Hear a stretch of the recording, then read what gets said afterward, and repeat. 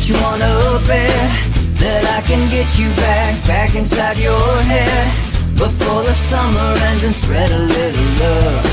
Just for a little fun, I'll make you come back to me before the rise of every sun. Baby, it's meant to be, I know you got a man, but he don't understand. You're gonna be a heartbreaker, you're such a love taker. So just suck me in and you can toss me like a cigarette, 'cause I just wanna be a bad habit, yeah.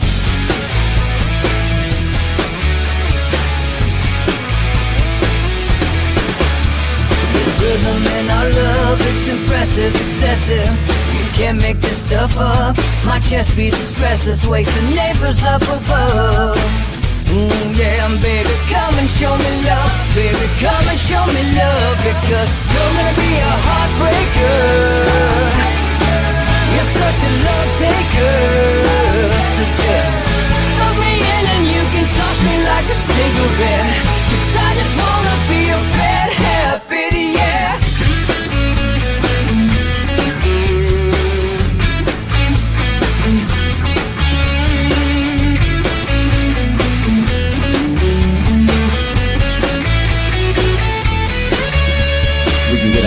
Take a one-way ride, steal us away to find a place we can hide. It wouldn't take much to spear for a knife, just to give into the need and leave it all behind. 'Cause I know that you know that I know that you want me. You told me, now show me, come blow me away. 'Cause I know that you know that I know that you want me. You told me, now show me, come blow me away. You're gonna be a heartbreaker,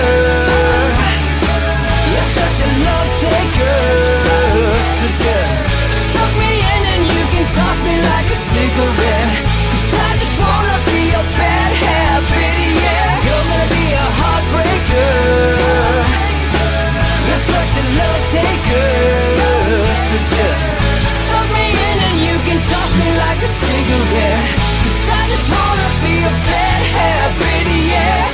Suck me in and you can toss me like a cigarette, 'cause I just wanna be a bad habit, yeah.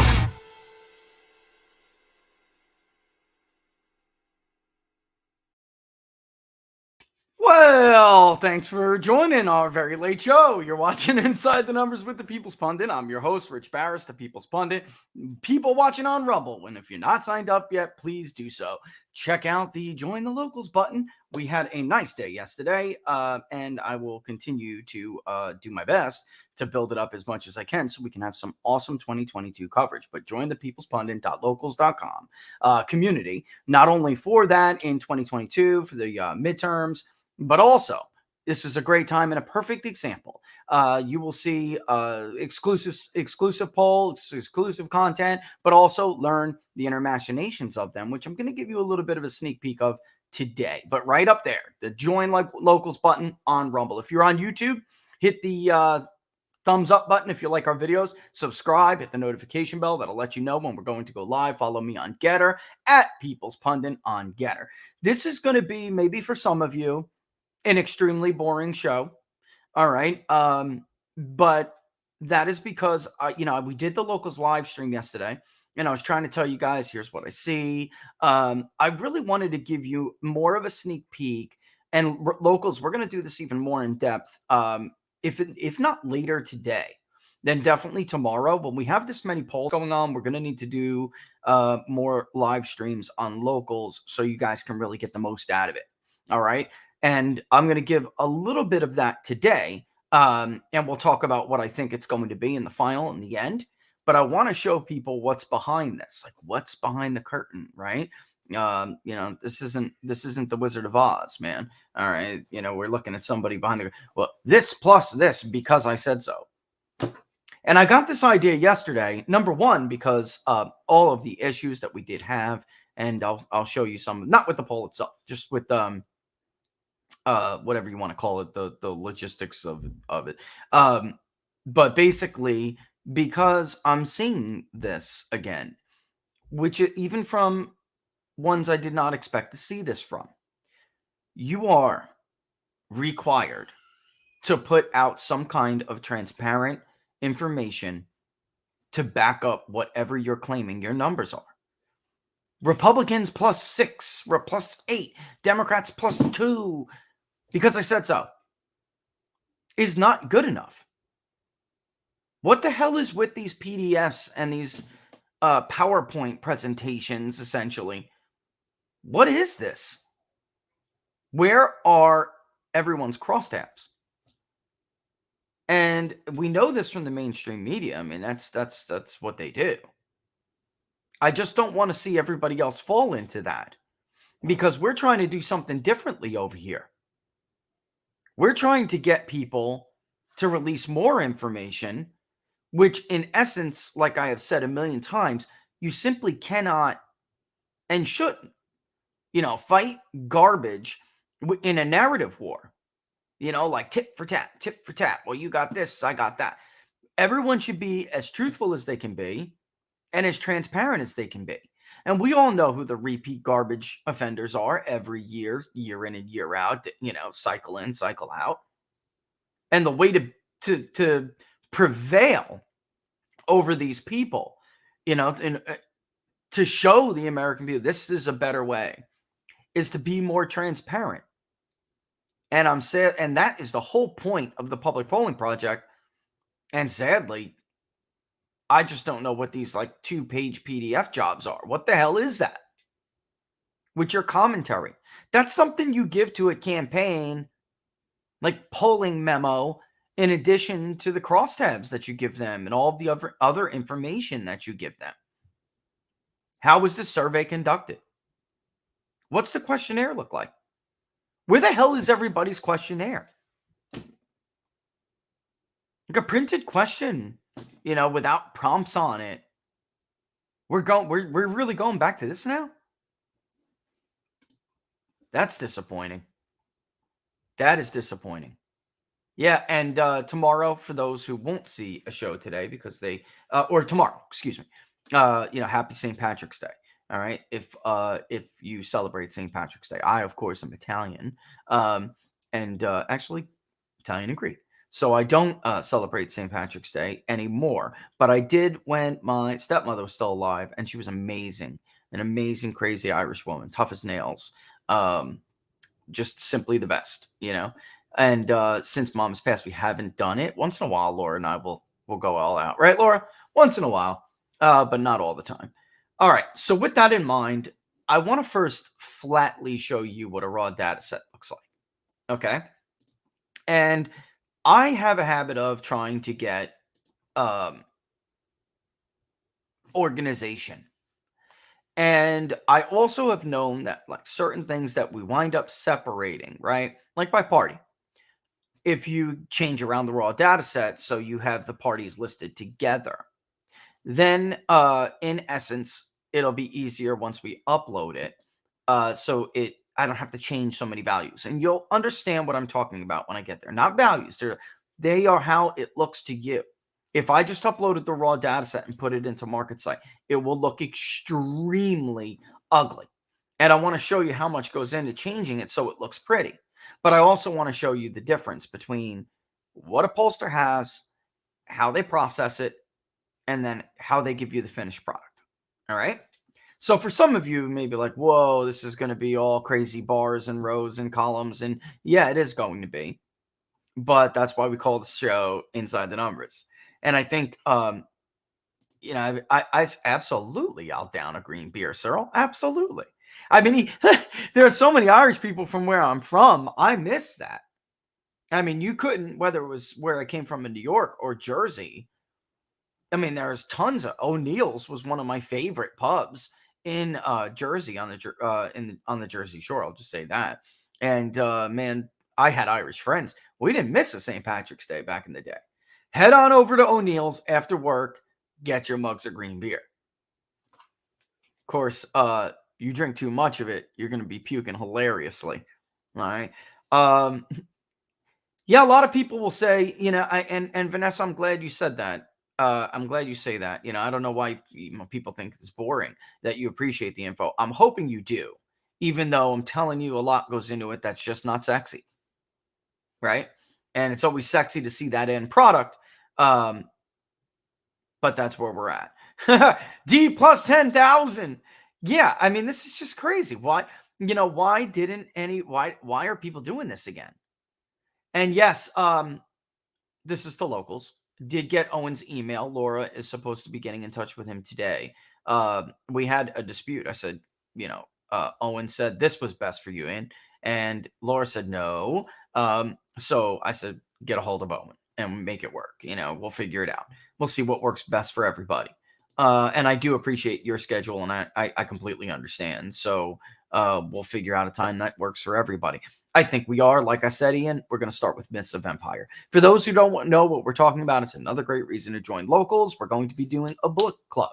We used to do Zoom meetups, and I got this like enterprise business plan for Zoom because it's like all these people from the locals community showed up, and I had no idea that you were limited in a free Zoom plan. Did anybody else know this? So I think once it hit 50, people weren't allowed to get in. So I had to upgrade it. They had to refresh. More people could come in. And then they would run like 4 hours because I would, literally give everybody a chance. And it's just not viable for everybody to stay on a Zoom meeting that long. It's not just me. It's other people. It's members, the supporters. So instead, we decided, how can we better organize this time? And I noticed during the Zoom meeting, we wound up talking an awful lot about books. We'd get into politics. We'd talk about different politics. Then we'd get into theories and books. Have you read this one? Right? And so I decided this would be a good way to go. All right. So let me show you first and foremost, what is a raw data set? Okay. So for instance, I have multiple places that I pulled the data from. Mostly I can do it straight from Alchemy because whether I am using an online panel or I'm reaching people through like peer-to-peer text, I can often create a single link that goes out to everybody anyway. The one thing is, if people choose to respond to you, using peer-to-peer text, they want to take the whole survey going text back and forth, then that's totally different. So that has to be processed separately. The good thing is, over the last 6 months or so, we have been able to move everybody or figure out good enough ways without destroying the response rates to get people to respond through peer-to-peer text, but click on that link anyway. So they're getting the same version of the survey and getting the same interview with a live agent there to answer or take a comment, which, by the way, includes me. I do it as well. So does Laura. So anyway, if they click that link, instead of going back and forth on peer-to-peer, they could be redirected to the very same survey everybody else is taking, and then we will have everyone together. Locals, you know what I'm talking about. You get a copy of that survey. You get a link. The link is the survey is the same. The link is just an appended /locals, right? We're passing URL variables so we know it's you, and we don't put you in the survey. Not for nothing, but that's not scientific. I'm not trying to exclude you. It's just the way it is. So here we go. Basically, you mean locals is cycling? Yeah. I'm having big data poll. We are in the middle of changing big data poll. Last weekend it was supposed to be done. It was basically a total nightmare. There may be a redirect issue. I'll give you a new link. I see you guys doing it right there. That is because that link is supposed to redirect to a new link. If anyone else is having any other issues, just let me know. Here it is. But you know what? I would tell you to hold off on it. I mean, you can, because I'll just wind up moving that anyway. But if you wait until we put up the next project, then it saves me the time from having to go from this project, taking that money, putting it into the next one. I like it as open as possible. If you're an observer and you're looking at the project, you might see, whoa, it's overfunded. I'm going to take that $800 and move it to the other damn survey. Or if we were underfunded a prior month, I'm going to allocate it to that one. And that, in fact, did happen in fall and winter. All right. So, that's what, but I like it to be as open as possible. You can give, I got to do it anyway to the tune, because I can see there's added money there. But in the future, I'll be quicker on making new forms. So here we are with the spring survey, or last year it was called the early spring survey, and then it was spring and then late spring, early summer. We may have to do something like that again if we wind up funding another project very quickly. Okay. So first and foremost, let's go to what is called a raw data set, and I will show you what I do. And then you'll see some values that don't get passed. Again, it's based on how did that person take the survey? Where did they get? What was the source of it? And some people we know, and you'll see the URL ID. That is an API ID that links that person so we know who they are. And what's beautiful is if you have certain vendors that come together, you can actually check them out in the voter file, which has the same UID. Isn't that cool? And that's the point, which is why a simple consumer survey can be very tricky. You know, YouGov and the rest of them, they're relying on people to tell them, yes, I'm a registered voter. They're not data appending. All right. They have no idea whether that person's a registered voter or not. So here is what I look at day in and day out. Okay. And I'll make it bigger in a second, but I just want to keep myself up there for a second. You see in the bottom corner here, it's just simply A to Z. I always put up the initial data set, all right, which has all of everybody's answers. You see the questions, what we ask people are always on the top: local police, U.S. military, blah, blah, blah, right? You have here's Biden's approval area, okay? And this is whether people are going to vote on the generic ballot. Here's Trump for Biden. It's A to Z. So if you see a bunch of approves, Democrats, Joe Biden's, that's because I data sorted it from A to Z. So I wanted it to go Democrat only, see, all the way down to Republican. And you can see liberal, liberal, liberal, moderate, moderate, right? And then eventually keep scrolling down. We'll get to independent, because independent comes I before R, of course, right? Then we get to all the Republicans that took the survey, and then all the way at the end, something else, third-party people, okay? All right, so that's the first part. When I do eventually do it, here's the Democrats, and please don't screw up on me, okay? I just did the copy and paste for the combined over here, but this is the user agent where they took it. What did they take it on? A device? Where are they? So you can see this is not me asking. This is us identifying who they are, right? By the information we already know about them, and putting it in these columns telling us, all right, this guy's from Fort Myers, Florida, or it might be a woman. I'm not sure yet. This is the vote history area from everything from 2020, 2018, 2016. I voted in previous elections before 2016. I've never voted, right? And never voted, obviously, if they say yes or no. This is their prior vote. Who did you vote for? Thinking back, all right, who did you vote for president? There's Biden's approval. We are going to show you, you may notice right away, right, that Biden has a crack in his foundation. Let me make it bigger so you can see what I'm talking about. Look at the approvals. You can clearly say they said they voted for Joe Biden, many, and there are cracks in his approval rating. I can tell with the naked eye right away. And I mean, cracks in his base when it comes to his approval, and also Trump v. Biden. Here's the hypothetical. Here's the undecided, right? If they said they were undecided, we asked them to lean, all right? And when they leaned, did they lean just undecided as this person here did? Or did they lean towards Joe Biden afterwards, et cetera, right? You may see that there's a lot of Trumps in this. So if I was, look, how can I put this without giving away the goose here? When you eventually see the numbers, which will be today, you will see that I'm going to make this argument, and some people who are Republicans are going to go, Rich, shut the hell up. Right, Laura? Shut up. What are you telling him for? But I'm just making an analysis. I, at this point, don't think that Joe Biden is a viable presidential candidate anymore. When an incumbent president is in the damn 30s, yeah, I do love sorting those columns, Vanessa. I do, but it hurts your eyes after a while, you know? It absolutely hurts your eyes. But Yeah, when you're an incumbent president, folks, and you're really dead stuck in the 30s, all right, you have a problem. You have a very serious problem. And when you lean, you're struggling to get to 40%. You have a serious problem. When your opponent is basically getting every single voter who voted for him in 2020 and it's a rematch, you have a serious problem.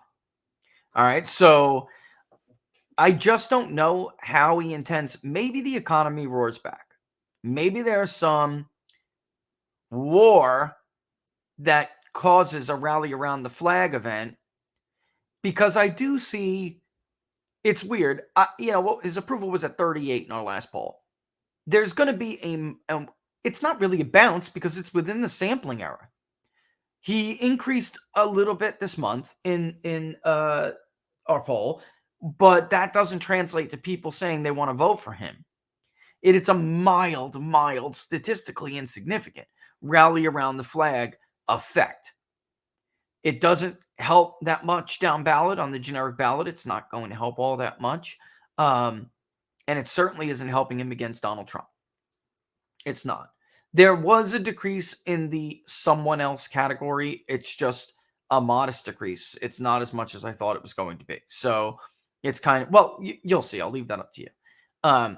But Joe Biden basically leans, folks, he leans to just under 40%. All right. In everything here, what you're looking at, he leans to that. I'm telling you, it takes, when you look at just the raw, not the raw, just the initial ballot response, he's in the 30s. I'm like struggling because you can't use Donald Trump as an example. Clearly, the polls that polled Donald Trump's historically low approval rating and all of the garbage that had him in the 30s, that was wrong. So this isn't apples to apples here. We can't make these comparisons with those polls because they suck. They were not accurate.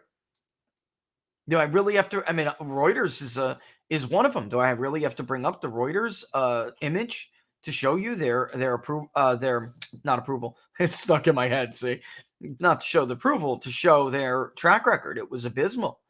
It was absolutely abysmal. So I'm like struggling to find an alternative example of when a president was polling this badly, a first-term president. And we're what? Up on over a little, we're just over a year. We're like at 13 months here, or 15 months, excuse me. And by the way, this was Reuters. That's fantastic job, guys. All right. This was their final poll for these states. When you looked at nationally, they had Trump ridiculously low for a long time. 39, 38, right? 37. The AP did it too. Biden plus 14 was their final poll. That's outrageous. So I can't use them as a comparison. I can only use myself.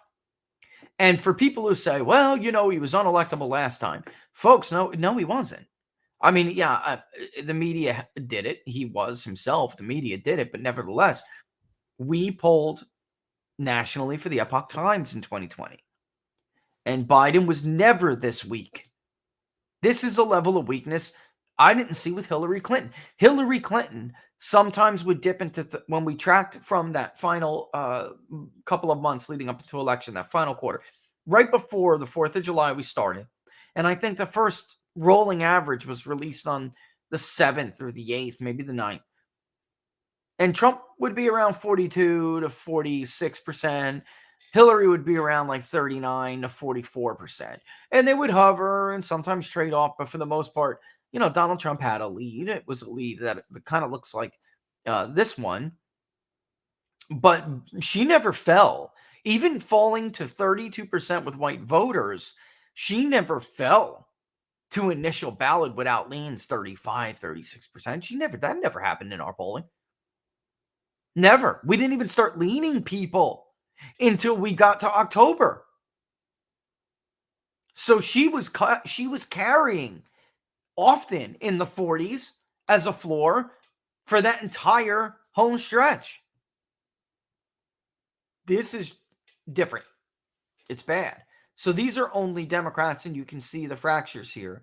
I'm trying to look for something that's pretty indicative of what we had seen. You definitely see it if we go to independents and Republicans. Like there are a lot of Republicans. Let me do that.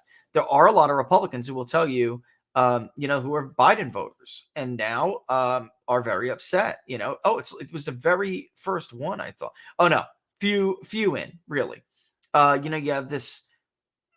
Right direction. You have this. This is a self-described Republican who still says he'll vote for Joe Biden. That's solid for him. A male, 45 to 65, but he's a liberal Republican. Okay, see that? And that's what matters. A lot of these polls screw up. All right, rural West, and you think, okay, well, I mean, rural West. That's what he self-reports. New Mexico, Albuquerque. Okay, this happens a lot. That's where he lives. He lives in Albuquerque, New Mexico. And I don't, that's just the nature of the beast. Is Albuquerque, would you consider that rural, even if, they're outside on the outskirts?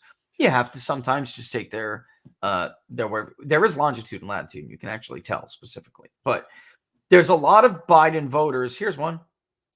There's a lot of Biden voters, even though some would approve overall, right? And it thinks the country is heading on the wrong track. Somewhat approved overall and pretty much strongly disapproved on immigration, crime, etc. They're going to vote Republican on the generic ballot, and they chose Donald Trump. Crime is their number one issue, and they strongly disapprove of the job Joe Biden's doing on crime. This is somebody who was a suburban Northeasterner.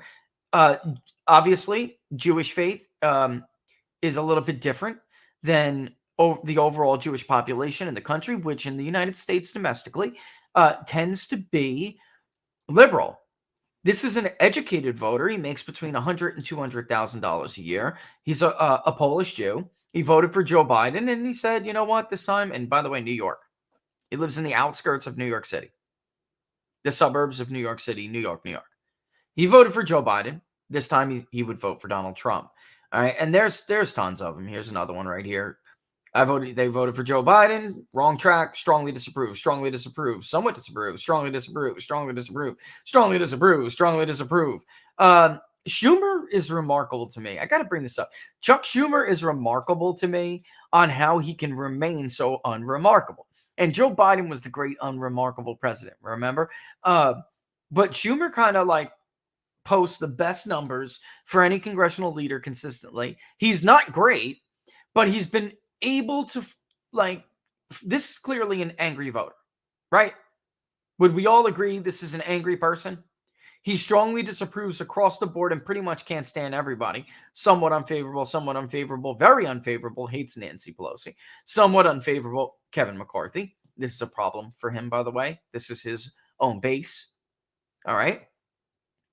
And, we can agree this is an angry voter. Yet Chuck Schumer manages to escape the wrath, of the economy and jobs, by the way, is this voter's number one issue. Some college, rural Midwest, is another one. And that's Hamtramck, Michigan. All right. There are a lot of suburban Midwest voters who have changed their mind. You'll see his approval isn't as bad, I believe, as it is in the South and the Midwest, but it's not great. The Northeast is still the best for Joe Biden, but he is back now in, the mid-40s territory. I'll have to go and check. And for a while, he fell down in the Northeast, but then kind of came back up in the 48 region. I know what some other polls have said, but I'm telling you, we've consistently polled the Northeast better for Joe Biden. And yet, there are still so many people who say, I kind of somewhat approve of what he's doing. Would you vote for him? No. I'll vote for somebody else. And there's so many of this. There is a lot. Is it better grammar? Rich, watch your grammar. There are a lot of Republicans who also choose someone else. But when you cross Trump voters with Biden voters, it is glaring how many people who voted for Donald Trump said they would cross over and change their mind, vote for Joe Biden, compared to the significant amount who say they voted for Joe Biden but would vote for Donald Trump. So even though we're still looking at, mid 40s with with Donald Trump, I would say, I think that's fair, to low 40s if he's lucky, Joe Biden. Even though we're looking at that, it is much clearer for Donald Trump to get a path.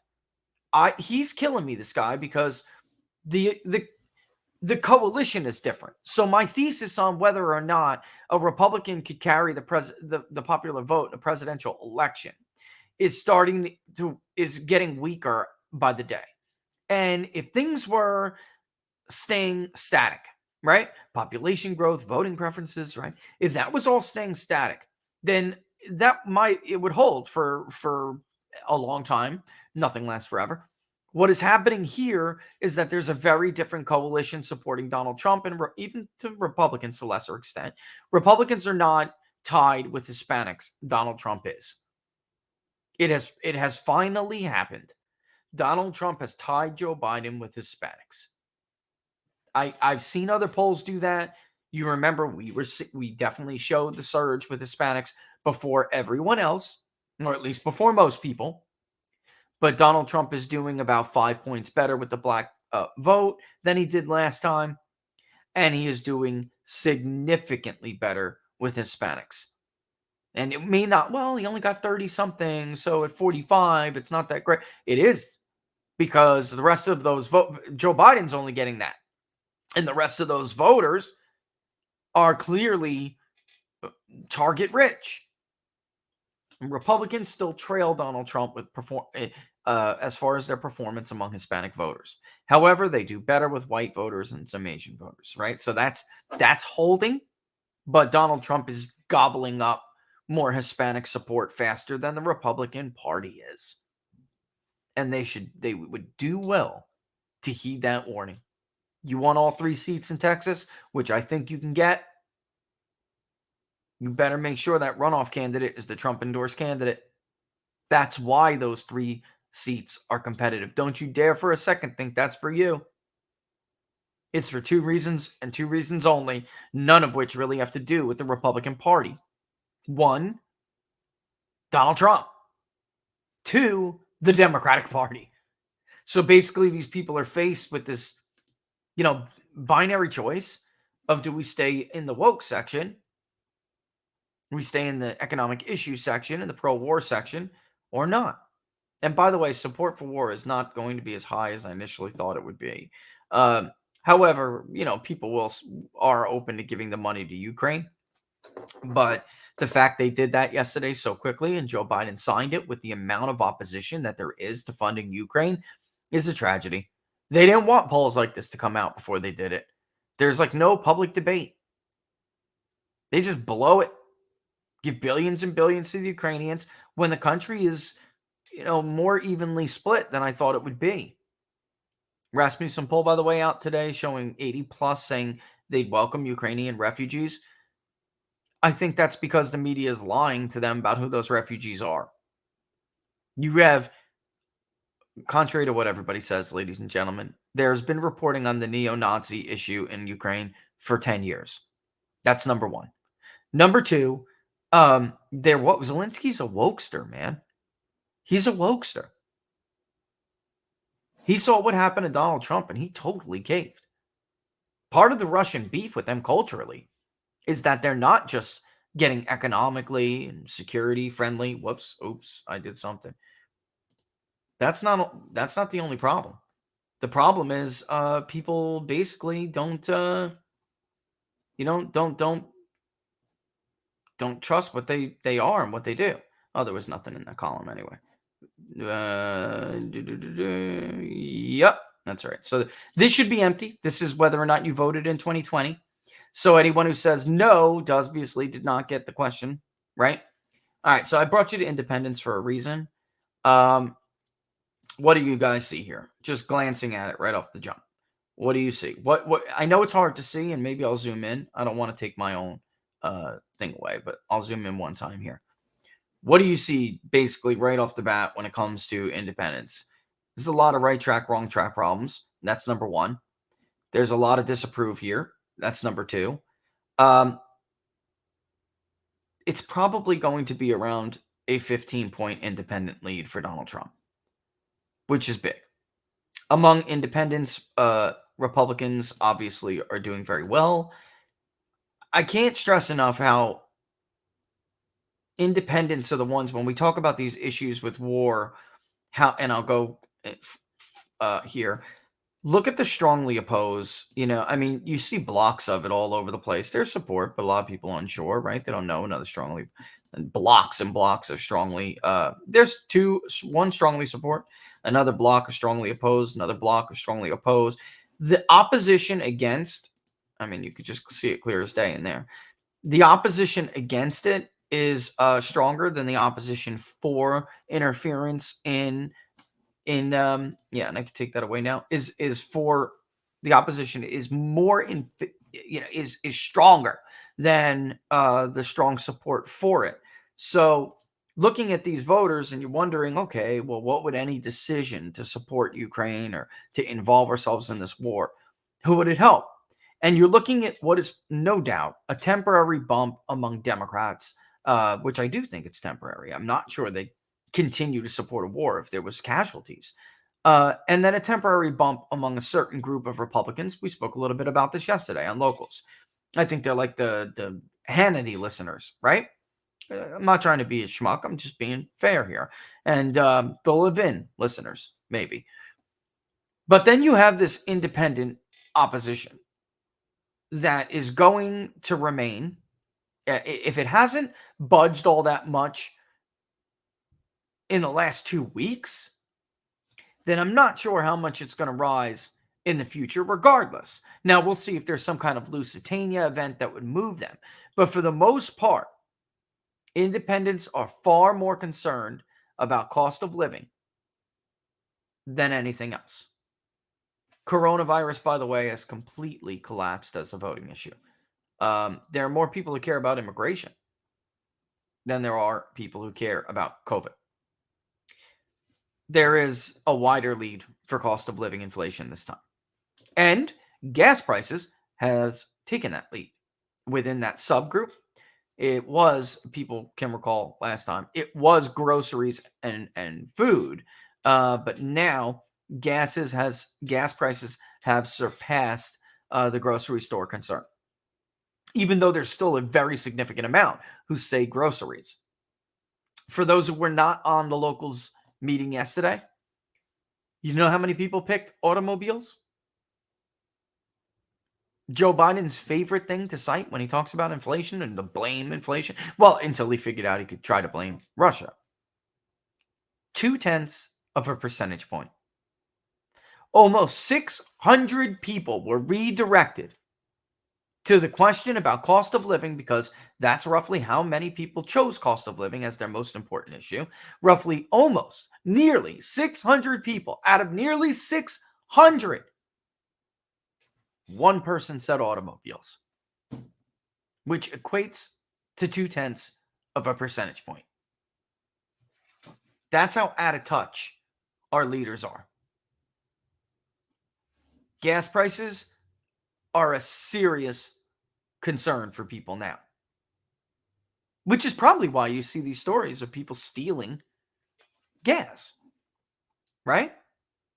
All right, so basically that's what I do. I go through, right, and then I combined it at the end. I wanted to show you guys differently and separately. I combined it at the end. We have a combined file, and then I'll stop sharing that, and then we upload it to MarketSite. And a boom. And a boom. And I'll make it. It's ugly as can be.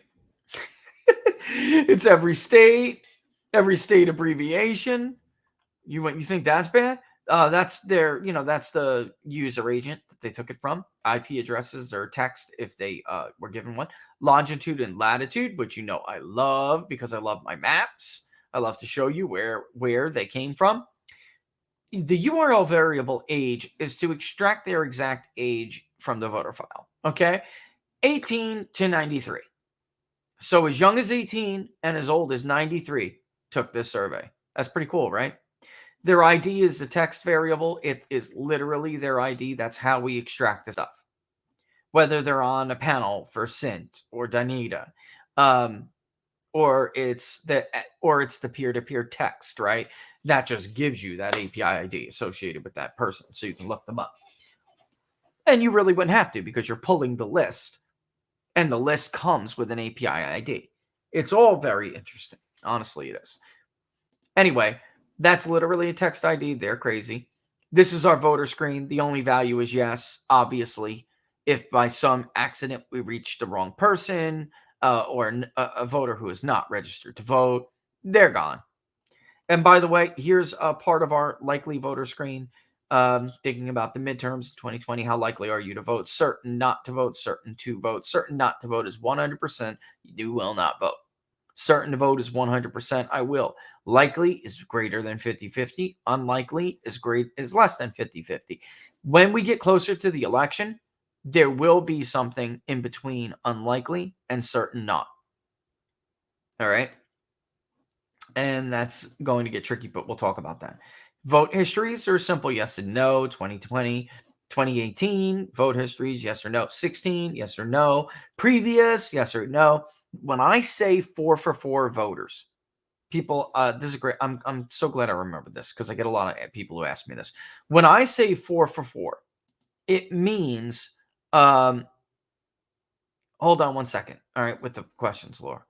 It means that voter voted in each of the last 4 elections. If there were 2 out of 4 voter, it means that voter voted for 2 out of the last 4 elections. If they're 2 out of 4 and 1 out of 4, and et cetera, et cetera. If somebody's 2 out of 4, it's often, not always, but we notice it's often they are a presidential election voter. They're not a midterm voter. Now, it could also be that they're a newer voter and they only had 1 midterm and 1 presidential election cycle to vote in, and they voted in both. That is where sometimes, including in 16, these pollsters really bid it. And also, because some people would have had defendable polls in 2016 had they not screened out people who hadn't voted in a long time and decided, you know what, damn it, I'm going to vote. Donald Trump increased turnout by millions of voters. It went from what, 121 or 122 mil in 16? It was like nothing to 137 million. It's a big deal. And pollsters decided those answers were too pro-Trump. I don't believe them. It was a stupid move. Now, midterms, you should have a much tighter, much more strict voting screen, because you know there are not going to be as many voters in a midterm election as there will be in a presidential election, or at least that's what history tells us.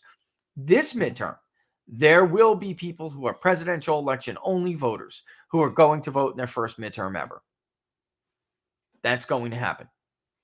And that always does happen. But what I'm saying is that, is it significant? And this year, looking at it so far, last 3 polls, not just this one, but this one really underscored it. In the last 3 polls, the likely voter screen was suggesting, you're looking at maybe upwards of 8% or so. Hold on, let me grab a drink of water.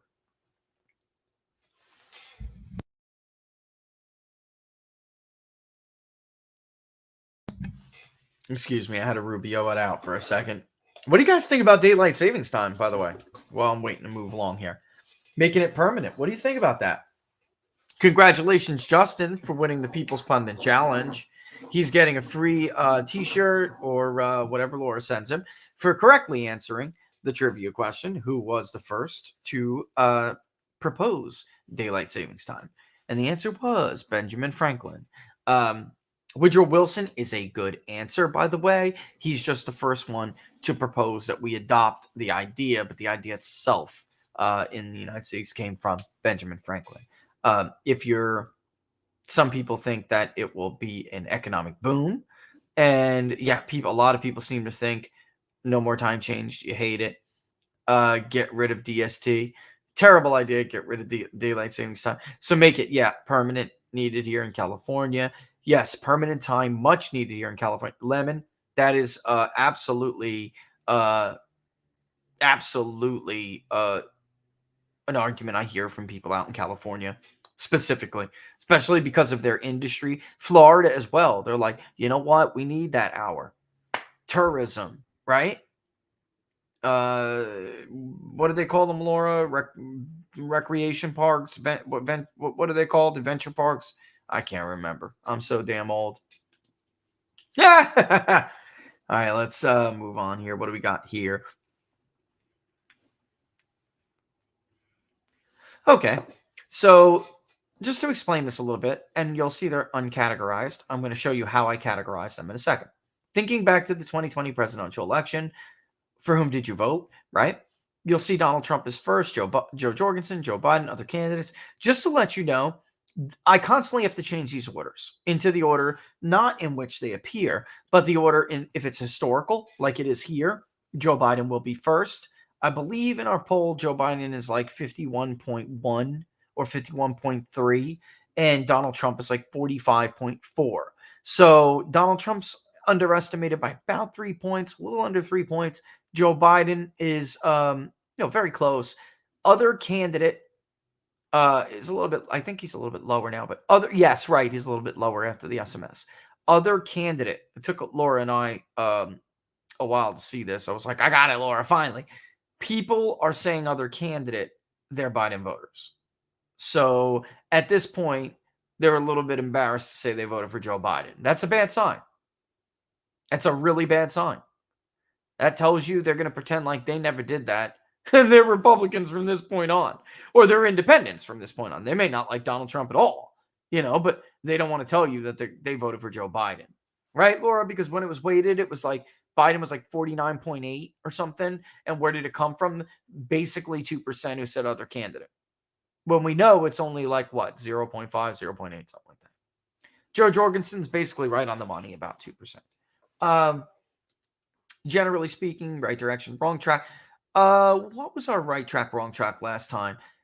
It's going to generally be around our all-time crappy. I think it's 29% right track, something like that. And then the approvals are the same thing. So you notice they're not in order. So for instance, let me show you a really quick one on how I do this. Generally speaking, do you approve or disapprove? I'm going to make that the description so you can see it very pretty. All right.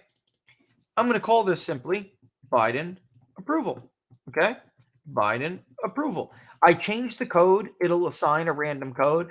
I change it so it recognizes in the database prior surveys that we did that I named Biden approval. So if over time I want to say what was the approval from this point to the very first survey, I could do that. All right.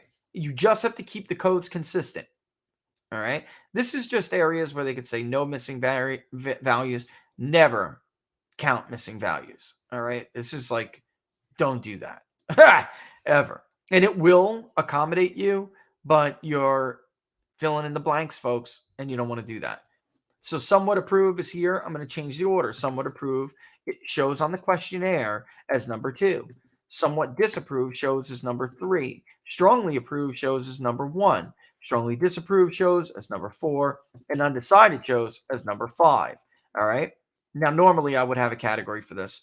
I'm actually going to create the new category, but I'm not going to do it yet because when you create them, then it will go in the order in which you create them. Survey data is always our first category. What was the user agent, the postal code? What did we discern from that voter based on that URL we were passing when they were taking it? Here is API ID or UID 8648, blah, blah, blah, blah, blah, blah, right?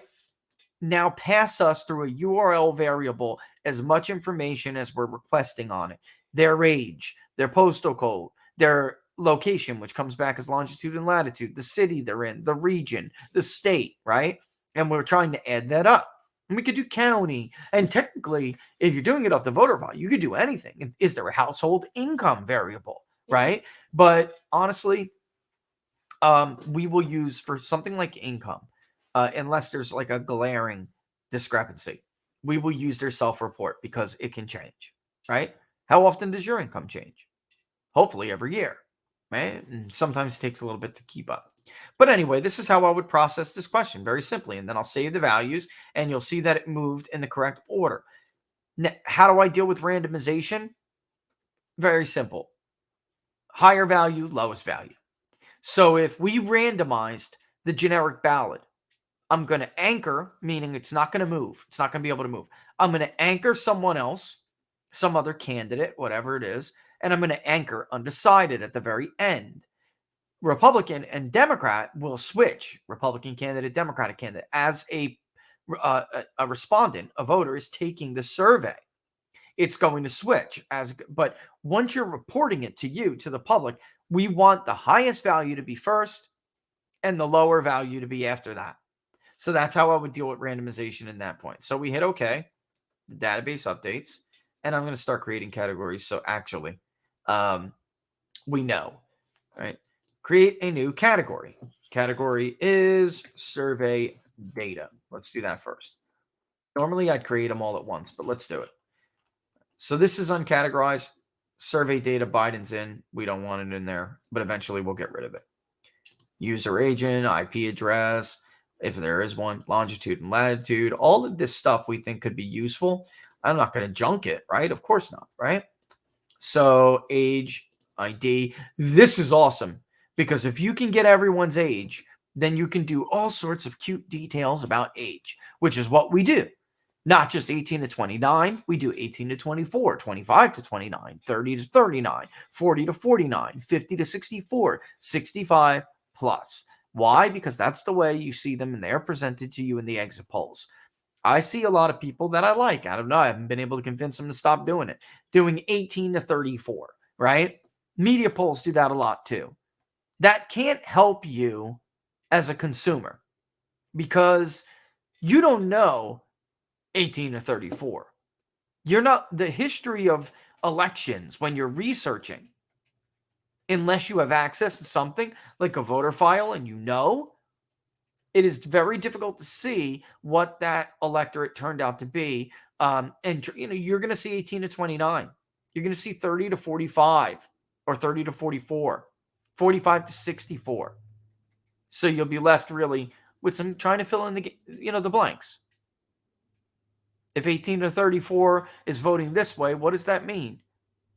As it relates to the last election, for instance. I don't know. All right, but this is all voting history and voting screen. So we're going to go ahead and categorize that puppy as survey data. Biden approval will go in the questions category. All right, but we'll create a new category and we'll call it vote history. Okay. And I sometimes do vote screens too, but for the let's do it. Vote screen. Vote screens. Or no, let's do voter screen. Yeah, let's do that. Should I do separate? Nah. Let's just let's keep it consistent. So these are the two specific screening questions. Technically, these are in our likely voter screens, but we're not going to do that right now because technically it's vote history. All right. Or voter history, whatever you want to call it, which we'll call it that. So we'll put the registered voter screen and the likely voter screen into the category voter screen, which you could have, I could have made it plural, but I typically don't. I'm trying to stay consistent. All right. Voter history. Do that. And by the way, I would do this really quick just to show you. Put that question into the description. Likely voter screen. We're going to call it something different. Okay. That is the main likely voter screen question. Vote for 1, meaning the odds are greater than 50-50. That comes up as 2, and that comes up as the 3rd. So we have to change them around. Likely to vote. I'm going to get rid of it. I'm going to put it in math. I'm going to put it in math. Actually, what is that option? What language do you need help developing in API? JavaScript mostly and PHP. Okay. All right, I believe there will be some PHP work. I am so happy you said that because I have responded back to several people asking them, you know, I will give you the API for you to look at and then give me an idea how much you think it would cost to do this. I really need the help integrating it into Wirecast because when we're going to be doing 22 election coverage, the API gets fed to Wirecast, which is super cool. And then that'll pop up and tell you, you know, like how you'll see it on the news, folks.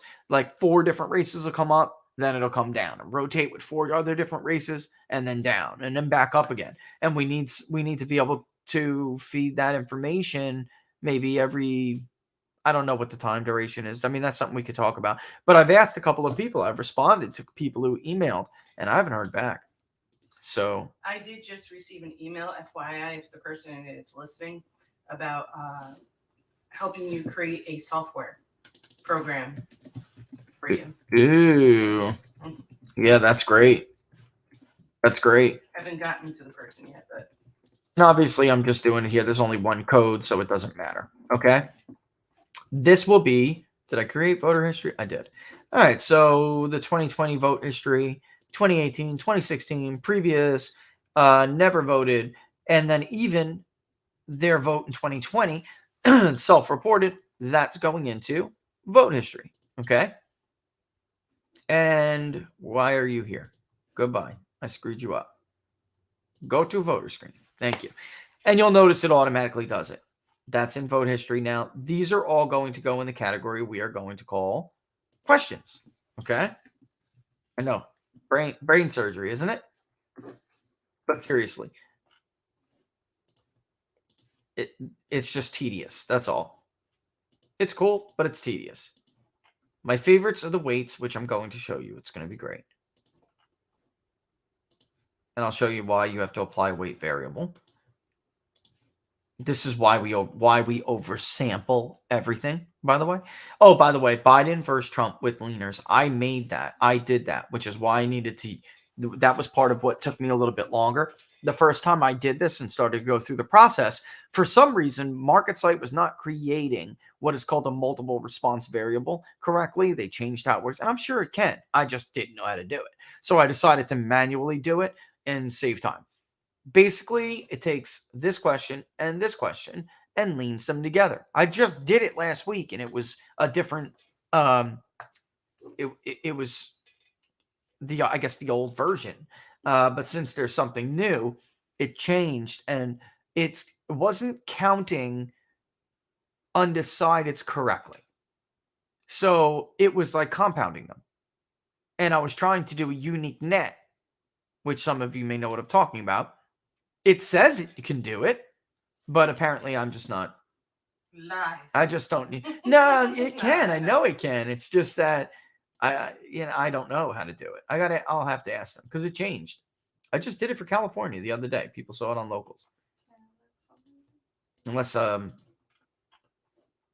they made it simpler and I'm trying to over complicate it. Which Laura, have been known to do once in a while. I don't know if you know that. This is all. Not you, Richard. Yeah, I've been known to do that once in a Not while. you. Here we go. What am I doing? And this is the Registered Voter Economic Confidence Index, by the way. I'm just going to make sure, because if you miss one checkbox, it's going to click them all off, and you will have to do it all over again. Here's our. Oh, I'm going to change that. Okay. No, that's right. I'm going to make a different category for the social desirability bias questions. Okay. All right. So we got all that, and we're going to put that into questions. And this is crazy, right? It's already an hour doing this. People can see how it works. And then once in a while, the database gets bogged down like it's doing right now. There we go. Thank you. All right. Where's Biden's approval? Remember when we created that, it was in the wrong category. There it is. Biden's approval has to go into questions. Obviously. And you'll see it goes right where it is in its order, which is cool. All of this ugly stuff, you see this? Here's a great example. Right track, wrong track. This is like me explaining what takes so long thing. That special character came through as a weird looking A. For those who develop out there, you know why that is. They are not using the correct string function. The JavaScript in this is crazy, but a simple clean function to clean the string when the JavaScript passes it would fix that market site, and we'd be greatly appreciated if you would do that. It is a strings. It's a special characters function. It's easy. It's easy. Not sure what it's called, but you can. I mean, JavaScript and PHP both have those functions. All right, right direction. Wrong track. That's what we're going to call that. Very simple. 1, 3, 2. And that's only because of the order in which it read it as it brought in the CSV file. All right. Save it again. It changes the orders to the correct order. We hit OK. And that question's ready to be thrown in the cross tab. I don't know. Some of you may find this cool, but a lot of people don't. All right. Let's do this with the generic ballot. Okay. Now, Democrats were on the questionnaire first, even though it rotated at random. It is always, Democrats are always on our questionnaire first. Honestly, we like alphabetical order. And then we'll randomize on questions that must be randomized, such as a ballot question, ladies and gentlemen. Adam Gray's campaign, Adam Gray pollster, Cynic, what was the name of that from? I don't even know. You're lucky I forgot your name right now. Otherwise, I'd shame you. Putting Adam Gray first, and then what about leaning Adam Gray right about after? And putting Phil Arbaio all the way down at the bottom? Just so you could run to donors and tell them that you did better? Decision Desk, by the way, just back and forth with them because they had sent this amazing email, basically backing up what I was saying, which is there is a ton of research to show, not only in polling, but in voting. If people are put first on the ballot, that candidate will get an additional number of votes. And it's also true down ballot. It's more true down ballot than it is at the top of the ballot. Why? Probably because of familiarity issues. People know who's running for president. People know who's running even more for Senate than they do down ballot, where it starts to really get into the weeds and you really have to be paying attention. And people just start filling in the bubble for the first thing that's listed. You damn well know what I'm saying. It's true. And the research is there to prove it. So shame on the pollster for Adam Gray for doing it like that, because that is not a legitimate poll. And by the way, you were still down, Adam.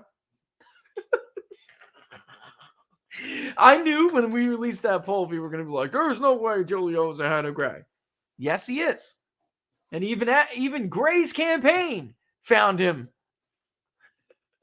down to Giulio. But who should be pissed at that? Phil Arbaio. Phil and the squad that follows him. Because that's corporate America right there trying to screw the working man. Anyway, I'll get off my soapbox real quick, okay? 2022 generic ballot. I just hate that. I hate that stuff, Laura, with everything in me. I hate that stuff.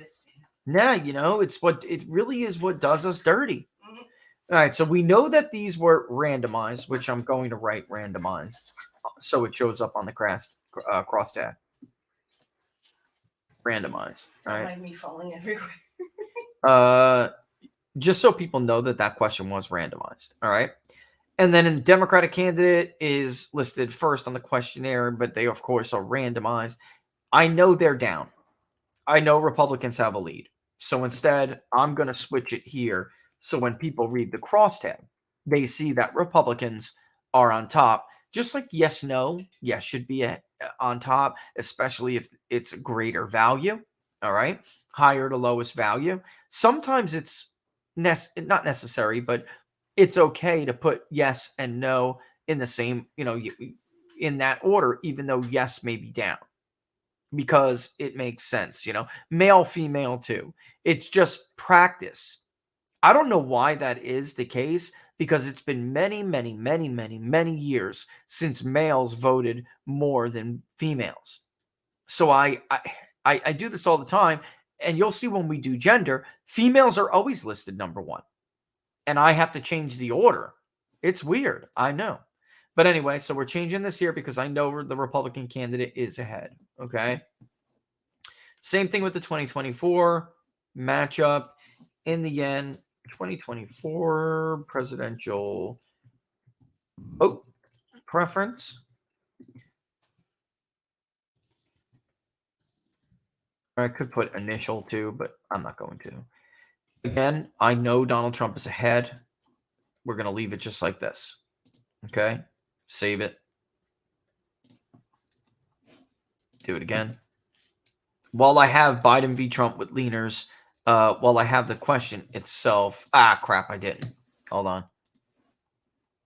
I'm going to take the question here. Cancel that out. Because it is technically, it is the same question. I'm going to take it here. And typically I'll say, typically I'll put in parentheses what the rest of the question is. So though undecided, yeah, that's good enough.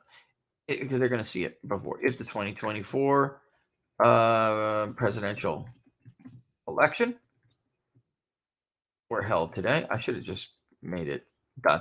so they could see it, but whatever. For whom would you say you're leaning toward voting? Okay, and then put that in parentheses so people know. Come on, parentheses. So people know they were leaned. Again, I don't know if Trump got more people to just initially say he's voting for it. I don't know if Biden he had a slight lead on leaners, which did not help him catch up to Trump because he had there were more of a people to lean for Joe. All right. Donald Trump's, you call him what you will. He's got that 40%, 40 whatever. That's just going to vote for him. And you don't have to lean him. They're going to vote. They're going to vote for him regardless. And they're going to say it. Joe was ahead on the leaners because, or he was at one point. I don't know if he is now. I'm going to leave this like this right now. But in the future, if more people do lean toward Biden, I may actually, oh no, never mind. This is the leaner question. No, totally. Donald Trump will be ahead. This is the question I'm talking about. That it is possible that Joe Biden leans. Looks like that got stuck in there. So, phenomenal. I can make that. I can keep that together and just 2024 leaners. Let's do that. Or I'll do presidential vote leaners. This is the kind of stuff that ticks me off, though. Presidential vote preference leaners. Actually, I should change that title with leaners. I'll save that, and then we'll come back because I have to create what's called a regrouping variable, and I'll put that together so all of those just work together. It'll count them together. 2024 presidential vote preference with leaners. Is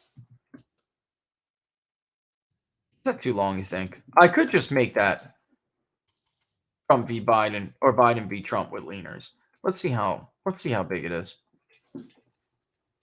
Because on the crosstab it's gonna look big. Yeah. We'll see what it looks like on it's big, right? I mean, that's gonna be massive on the crosstab. If I put it on and it's still there, then the hell with it, then I'll.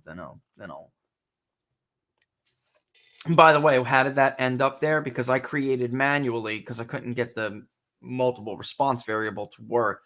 I created that other column manually, and I took whether or not somebody said they were undecided still or leaning undecided, and I must have just put something wrong, forgotten leaning, or wrote leaning in my head. I was probably on the leaning thing, and because it should just say undecided. That leaning should not be there.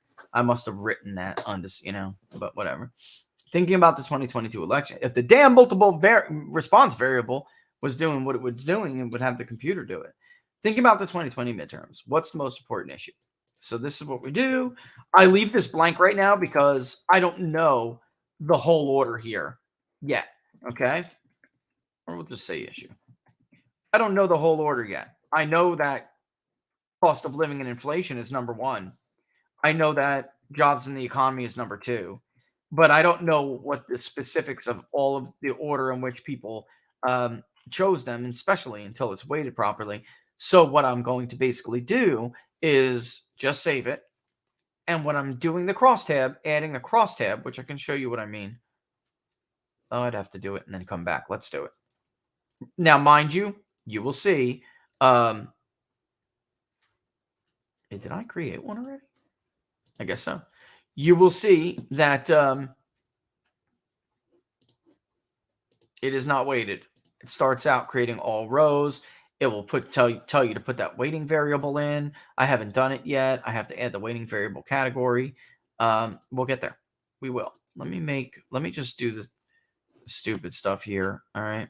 And it's not stupid. It's necessary. Let me get the polling projects description in there, guys, because again, this is the stuff I'm talking about that I'm seeing people not do.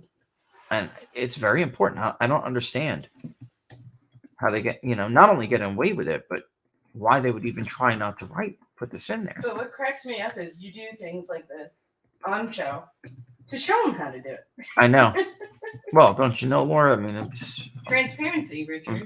It doesn't matter. I'm You're evil for telling the truth. Yeah, I'm evil. Just don't listen to that guy. He's fake, yo. Holy crap, this guy is out here saying he can do it for a hell of a lot less, and he shows more than we ever show. Somebody take that SOB out. True story. Yeah, of course it is.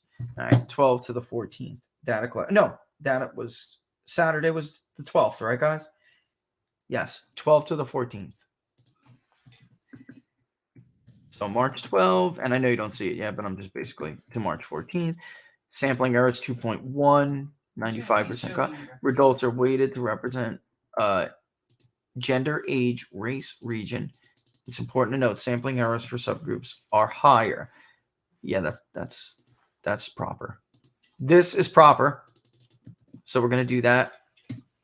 We're going to add that, and we're going to save it before I forget. Okay? That's it. Saving quickly. So for instance, where is the... I'm going to show most important issues right now because it isn't that big of a deal. Weighting wise, it will not change all of that much.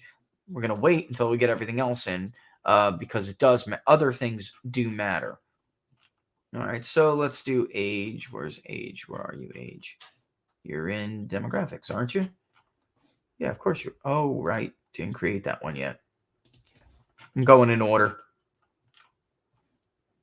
I like gender first or age first. That's going to change because, of course, I'm going. Let me just save it. I always like gender first. And that will change because... Genderous. No.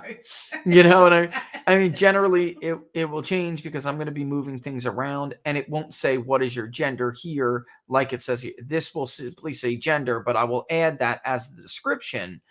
So if like you hover over it, that will pop up. But here in this column, it will just be entitled. It will just be titled gender. All right. So right here, look at coronavirus, ladies and gentlemen, in the raw. We haven't weighted it yet. We will make weighting tweaks, but look at it. 5.4%. That's it. Cost of living goes a little bit higher when weighting by region. And region is what does it. I figured that out earlier this morning.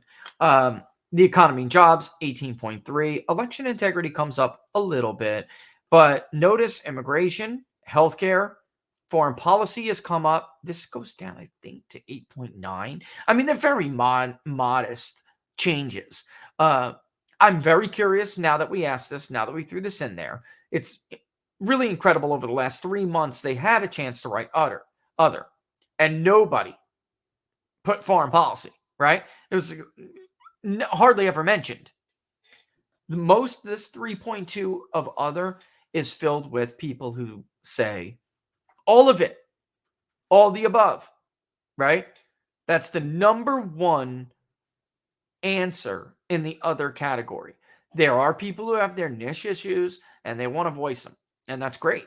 I'm glad they do. But all of the above, all the above, all of them, things like that, dominate this other category. So people are basically saying about 3% said the whole thing is a mess, right? Education, public education, critical race theory, he's really not doing that much. I think election reforms go to like 4.2 or something when weighted. Crime, policing, and safety fell quite a bit this month. All right. What did it? That came from foreign policy. You might remember crime, policing, and safety was increasing. And now it bottomed out again. And I strongly suggest that that is coming from the new foreign policy voter. Okay. Abortion, these blue, what does this mean when it's blue? It means it's statistically significant. There is a significant difference between this cell and the following, male. Okay. Abortion, same thing. More females, significantly more, said abortion was their most important issue. Significantly more men said that jobs and the economy was their most important issue. But when you talk about cost of living and inflation, they were very, very similar. Crime, policing, and safety, all of it. Even immigration and border security. By the way, more women said border security than men. I found that to be one of the main reasons why Donald Trump could be doing better among women than I thought he would. Honestly, I thought Trump would be down with women by like 5, but ahead with men around like 12. That's what I thought we were gonna find. That's not the case. Donald Trump is doing quite well with women, which stunned me. And that's because there really isn't a gender gap before in this country, like from 08 to 2020. It wasn't a real gender gap because that really only explains part of it. It was a race and gender gap. White women, Republicans do just fine with. In truth, that's just true. It was the fact that they did so poorly among black women and among Hispanic women. Now that that's no longer the case with Hispanic women, the gender gap is shrinking. And on the flip side of that, the male advantage is shrinking. Used to be overwhelmingly males voted Republican. Now, while yes, they do, that's true, that margin has shrunk. And it's being offset, however, by competitive margins with women. Okay? Last time Republicans even came close to winning women was 2010. They were about even with them, with Democrats. And the last time a president did it was Ronald Reagan in 1984. Herbert Walker Bush in 1988, overwhelming victory. He came pretty close, but he still lost women by about 2 points, right? If I remember correctly, right? It's like he lost it 51-49 or something. It was very close. I'm just gonna nip this in the butt real quick. Somebody asked if we'll ever add a other gender. There are only 2 genders. No, we're not doing that. The answer is no. We are never going to do that. All right. Number one, it's not just my own personal feelings on it. No, It's that it's yes. It's not my own. I'm talking about survey science. It's not my own personal feeling. It's not. It's also the fact that you have to pick. You have to pick. How does anyone intend to weight properly? Because I've seen SurveyMonkey do that crap. Mm-hmm. I've seen others do it. Tell me, SurveyMonkey, how are you estimating the percentage of transgenders and how are you waiting for that? Because gender is a key weight. So the truth is, if you're doing that, you're admitting point blank that you're really not waiting for gender properly. You're not. Because if you were, you wouldn't know what to do with those numbers. You know what I'm saying, Laura? Like, how on earth are you going to decide what the appropriate percentage of transgender is? It's just crazy. Now, what would be a value would be... though, that it wouldn't be mathematically accurate. No, it wouldn't at all. That's what I'm saying. It would not be accurate. You have no idea what that percentage is. And which gives me my point I was getting to. What would be a value is asking people the normal gender question. And then in a follow-up saying, are you a biological male or are you a biological female? Then perhaps we could get a grip on what percentage of the electorate really is what, but nobody has been doing that in any serious capacity. So to do that would be a virtue signal at the expense of the quality of your product, which is what I told a certain vendor who wanted us sitting there putting out press releases backing Jussie Smollett. Towns are burning and they're like, Black Lives Matter. I hope you stand with them. I'm like, this is the third politically charged email I've received from you. Take this crap and stick it up your you-know-what. Not working with you no more. It's not professional. It is not professional. Polefish. I couldn't help myself. And SurveyMonkey, too. I used to think they were cool. I had a problem in 2016. I loved how they displayed their results, but I couldn't get a mass upload tool, and we didn't use them to take most of the interviews. So it was a major issue. All right. So anyway, I wanted to show you that. I'm going to go ahead and save it, right? But now I'm going to go back to, since gender's in there, I'm just going to skip to gender. And I'm going to go back to gender, and I'm going to change that because it's in the cross tab. And you'll see that it will change in the cross tab. It will. Just keep the camera on there. Yep. Because I'm cross. Whoops. There we go. Oh, everybody, I just hit it. I'll kill you. Hey, Laura's on camera. I don't need to She see gets my so booty. mad. I don't need to see your booty. Nope. Yeah, they want though. Some True, no doubt blah, someone blah, wants blah, to, blah, but blah, I get blah, it. blah, blah. Gender.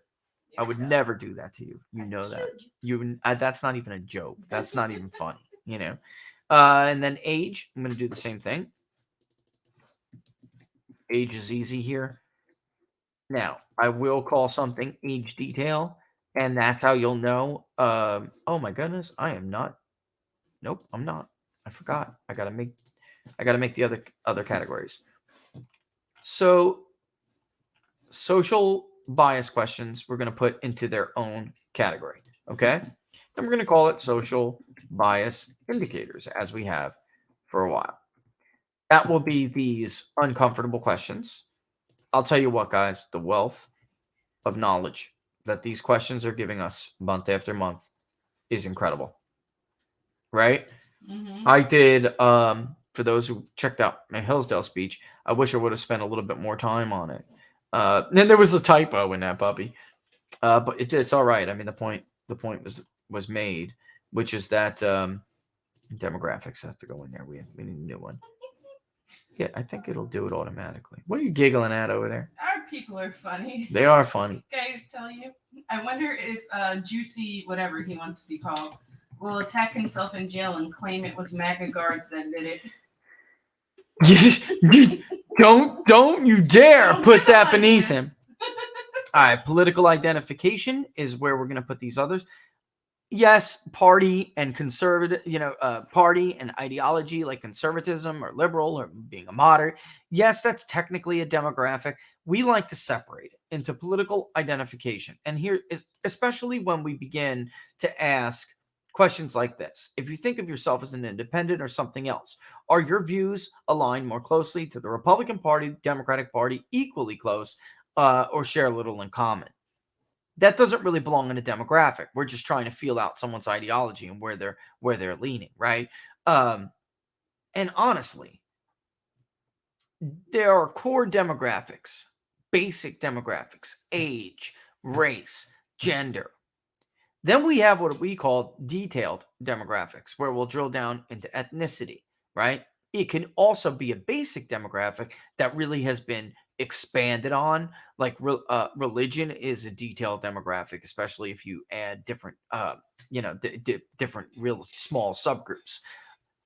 Ethnicity, that's a detailed demographic question, which we'll call demographic details, which is why you'll always see Asian detail, Hispanic detail, white detail, right? And then sometimes we put education, that's a longer version of education, into demographic details. And then the regrouped variable will go into just regular demographics. But you'll see what I mean in a second. Let's, what do we got? We have, what are the categories here so far? We have political identification. We need demographics, right? Yes. I'm going to do it real quick so we can start. So let's go with any day now, Higgs. Any day now. There we go. Demographics. Simple. Demographics. Demographic detail.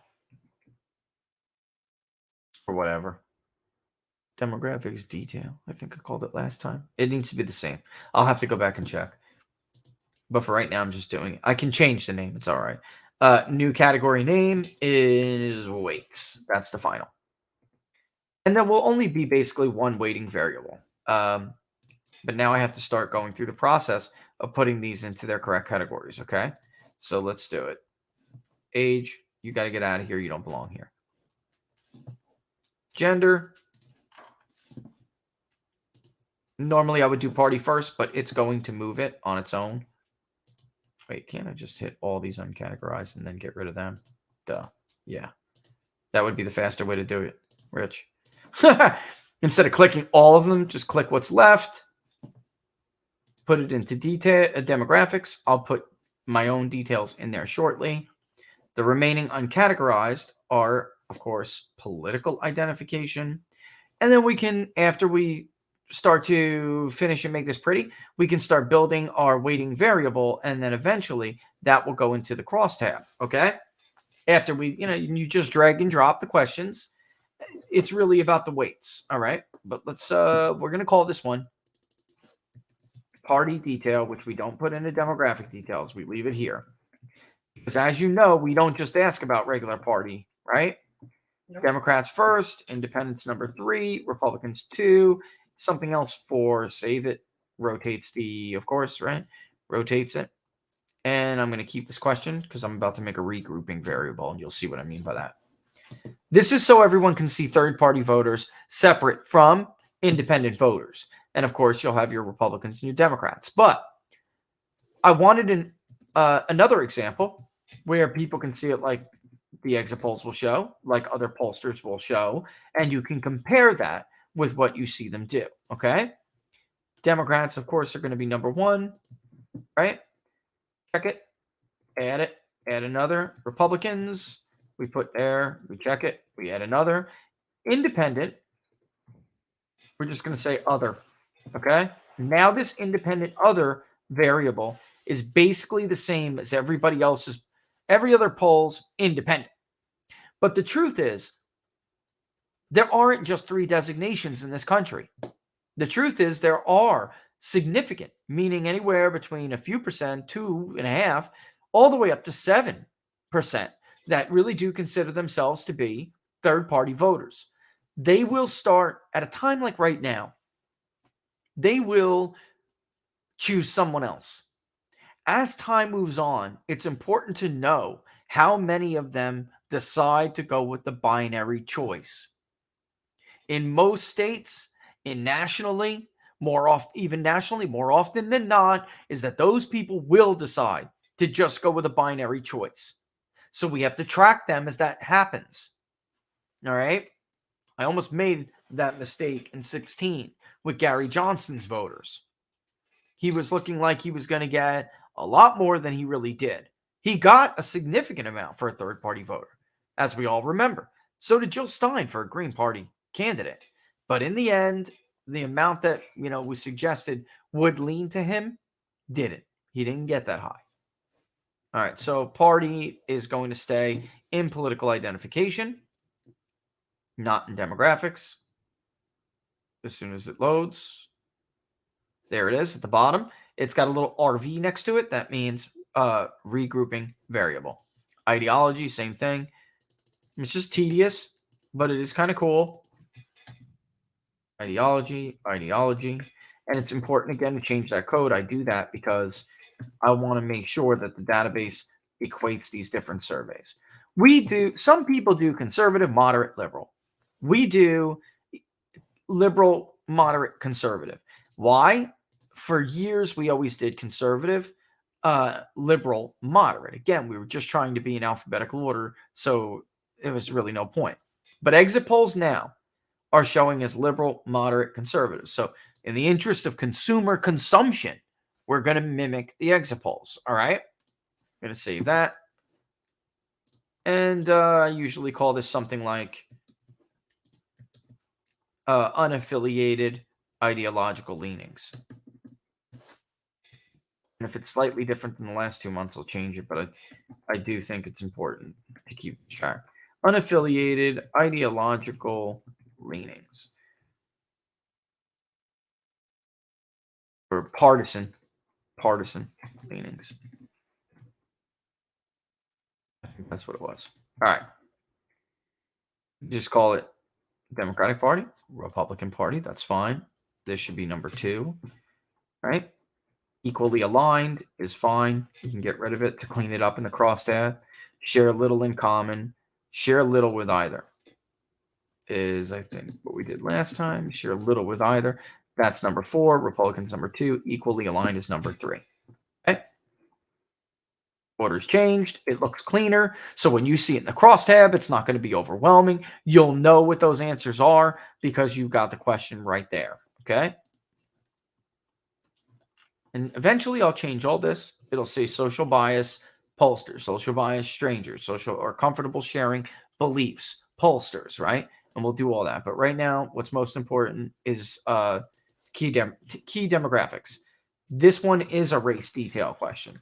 Race detail. And I see I'm running out of time. I'm doing as fast as I can.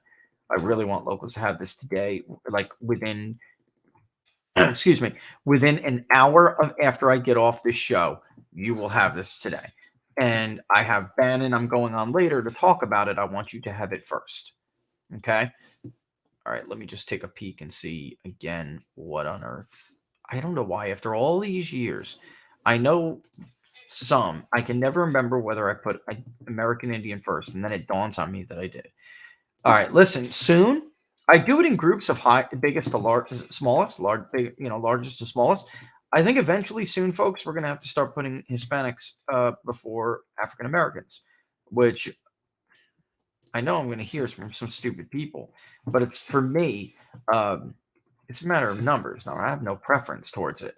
It looks like Hispanics are growing, and I know they're growing. We all know they're growing, but I'm saying it looks like they're going to be potentially a larger share of the electorate as eventually they should. That's the truth of it. And this one I'm going to recategorize this to demographic details because that is a detail question. A new regrouping variable, which is not going to go into details. It's going to go into demographics, and we're just going to call this one race. Why? Because not everybody wants to see all that stuff. That's just the truth. Pop it off. It'll add it. It'll find it. And I'm going to basically do this to combine, make one option on the crosstab that simply doesn't stop doing that. I hate it when it does that. It's like auto-filling my thing. It's one option on the crosstab, so all you see are main groups. You do not have to see and even Asian other. I'm going to make Asian separately here because they're about 3%. All right. But eventually, I'm just going to put others so you don't have to see all of those other minor groups. No offense to them. It's just that when you're 1%, 0.6%, when you get to be that small, it's just not, it's not helpful. And a lot of people don't know what they're reading anyway because subgroups are so small. They don't understand that, well, how could Indians be voting 80-20 like this? It's a small subgroup. Anyway.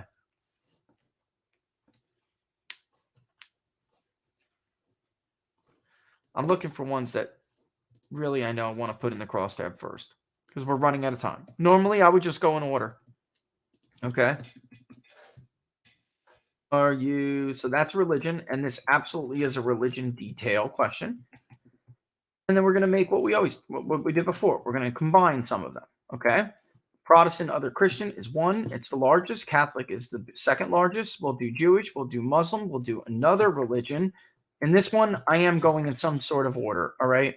No religion is bigger than Jewish, Muslim, another religion, and so on. Okay. It's almost as big as Catholic now. All right. But we're doing this because that's a traditional way of doing it. Okay. No other reason. That's the way you'll see it on the exit polls. Oops, that should have went in. I'm going to recategorize that into demographic details. Create a new one. I'm trying to go as fast as I can here. We'll just call this one religion. Regrouped. Select the category. It's going to go into regular demographics. All right, religion. It's going to find the other detail question. There it is. We're going to add it. Protestant, other Christian. Pop. Catholic. Pop. We'll do Jewish because that is the way it is. Muslim is very small, so this is a matter of preference. Honestly, this is a matter of preference. It's a national poll. I'm still just going to say other. Okay. And then we're going to call them the nuns. That's just typically the way we've done it for a while. And I'll always put the detail option there. So if you want to look specifically at things, you can. But this is the way the exit polls will show it as well. So that's the way we'll do it. Some people always say, well, Jewish is only 2%. How come, Muslims aren't up there as well? I don't know. Ask Ed Murray at the the exit pollster. I'm sorry, you caught me off guard. That's just I didn't mean to laugh. region. This is always jumbled up. Midwest is 2, Northeast is 1, South is 3, the West is 4. Okay, and I'm really trying to book here because I see it's 240. Area is important. We're going to need that. And I'm not going to show you all the detailed weights only simply because I don't have the time. All right. Maybe we'll go over it on locals. We'll go over it more specifically, how I did it. But I'm just showing you the crux of it at this point. Urban, suburban, rural. That's the way, again, that we've done it for a while. I did notice suburban. Overall, we have plenty of representation, for everybody. But overall, it is a little bit too urban. It's too urban, and it's damn sure too northeastern. I think Northeast was in the 20s. For those who know and watch our voter file analysis models, have looked at the exit polls over a while, the Northeast is no more than 20%. And now that we have the census, we can see that my little prediction was correct. The Northeast will likely fall to somewhere around 16%, if not 17%, around that one. But for right now, 18, 19% is where it is overall. They do tend to vote at pretty high rates in like New Hampshire and some of the other New England states, so that helps their turnout and their representation. But overall, the Northeast is the smallest now. All right, we don't need that. We don't need that. Parental education, we do need. You know that, right? So we're going to do this, and we're going to call this one an education detail question because we're going to have options people can look at for everything. This one I'm going to call undergraduate. That's a bachelor's degree. That's fourth in line. Postgraduate. Oops. Spell, Rich. Can you spell? That's number 5. That's the last. High school. GED. That's 2. Pre-high. Less. Or I could say secondary. That's what we normally do until we regroup. That's 1. And some. Whoops. Associate. And that's number 3. Reorder it. Looking much prettier, right? Make sure we copy this. I think I did. I just want to make sure. This one's going in demographic details. We're going to hit OK. Next one, we're going to regroup those so it's easier to read. You never see a pollster with all that crap, do you? We do it because it's better for us to understand, is it really high school or less? What among that high school educated or below? Because, Republicans always have the stigma of getting the uneducated voter. In truth, yes, postgraduates are a Democratic group, but high school below is oversimplified. Pre-high and secondary tend to actually vote more Democrat. It's the high school educated and below, that vote more Republican, and some associates, some college. Yes, I have an associate's degree, maybe a 2-year degree, or so basically a high school education diploma, GED, or an associate's degree is a Republican-rich group. Bachelor. You will find out in this poll that Donald Trump has basically erased this deficit he had with people who had bachelor's degrees. Same thing goes for Republicans. They're again doing better with college-educated voters. But 4-year college. They're doing better with postgrads as well. It's just that, of course, that's a tougher nut to crack, right? We'll call this education because we're going to group it. It's not going to go in detail. It's going to go in regular demographics, basic demographics. Add it, put these together, okay? And we're simply going to call it high school less. Add another value. Look, there are different ways to do this. I do separate out the degrees still. You could create another one and just say 4-year degree or higher. You could do that. There's nothing wrong with that.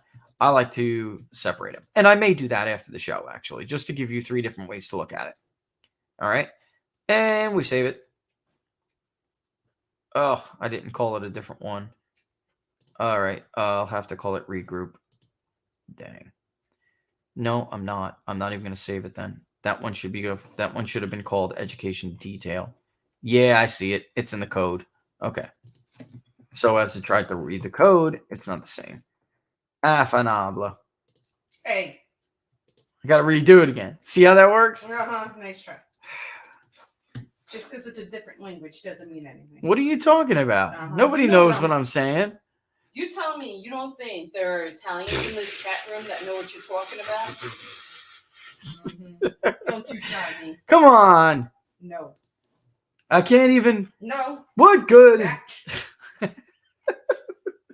All right. Let me grab the question again. Let's go. I didn't have the question copied. Let's go back to regrouping. Let's regroup.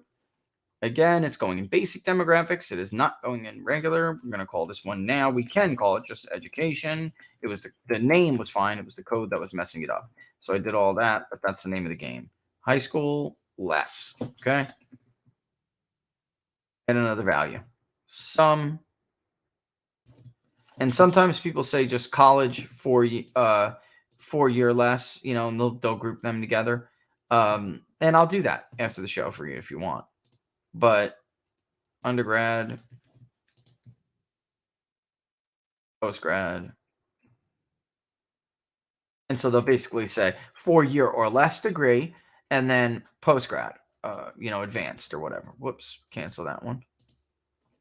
We're good to go. And let me just look it over again. Yeah, we're good to go. All right. I'm just going to make sure we have nothing else to look at. And I think we are good. Although typically I would do an age detail question. Okay.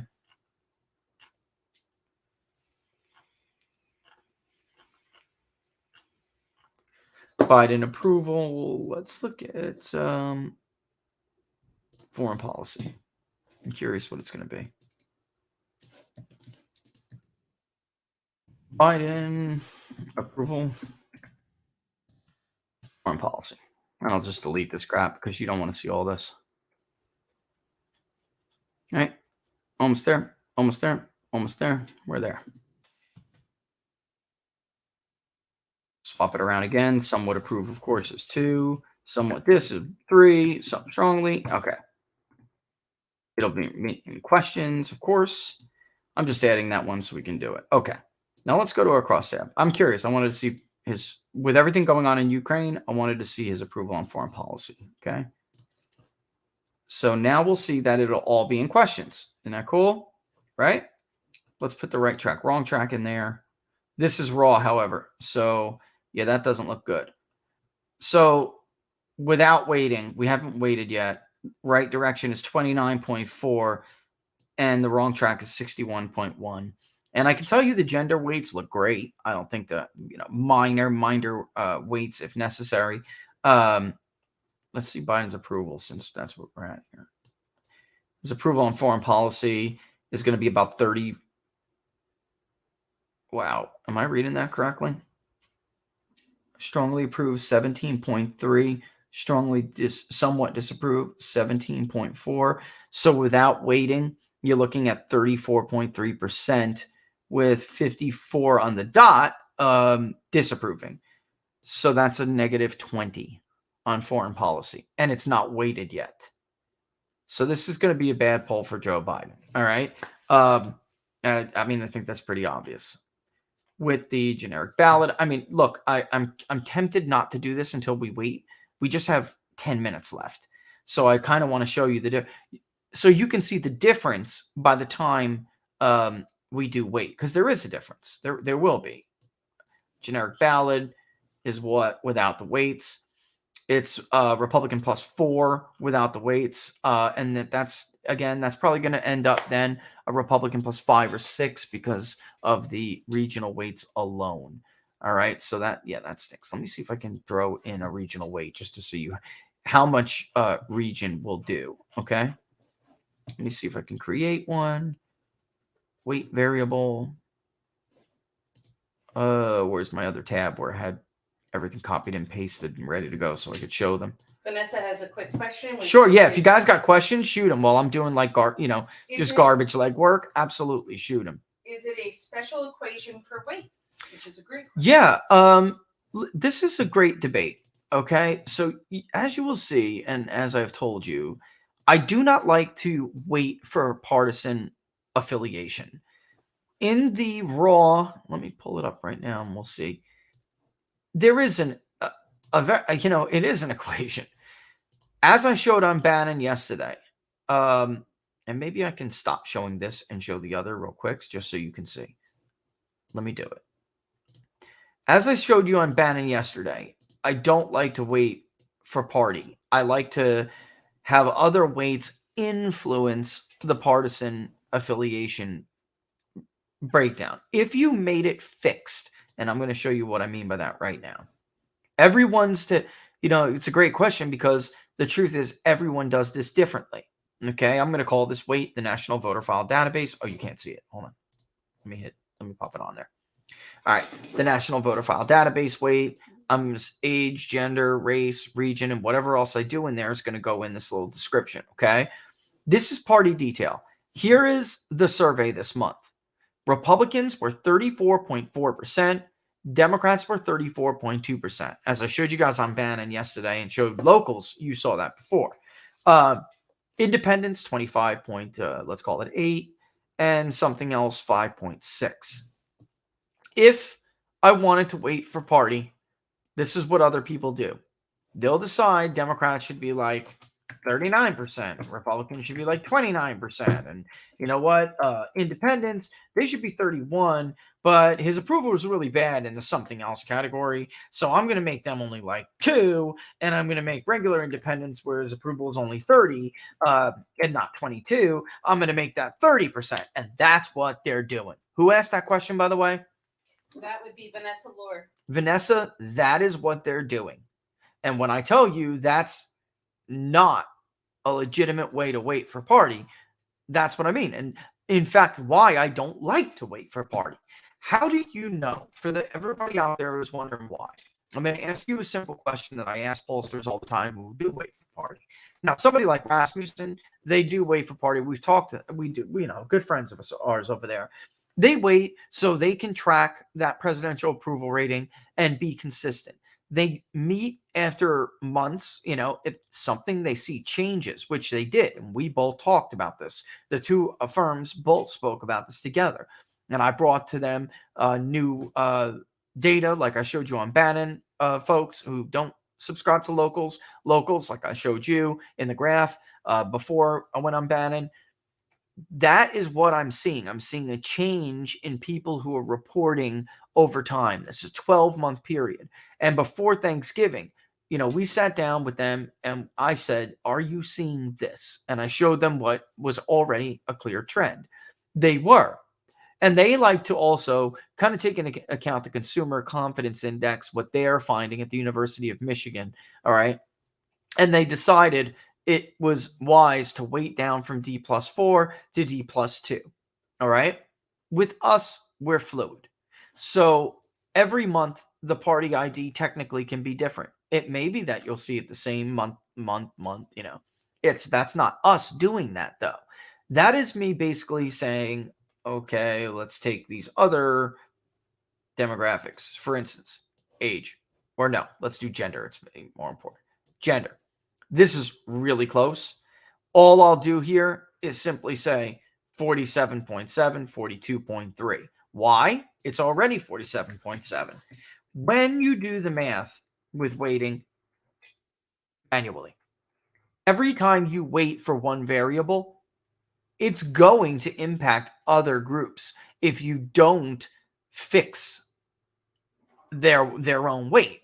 All right. So I'm not going to make sure, I am not going to touch party and say, well, I want it to be what I want it to be. I'm going to take it out. And when I do other things like region, etc., I'm going to make sure that it impacts it. It will float with the rest of the weights.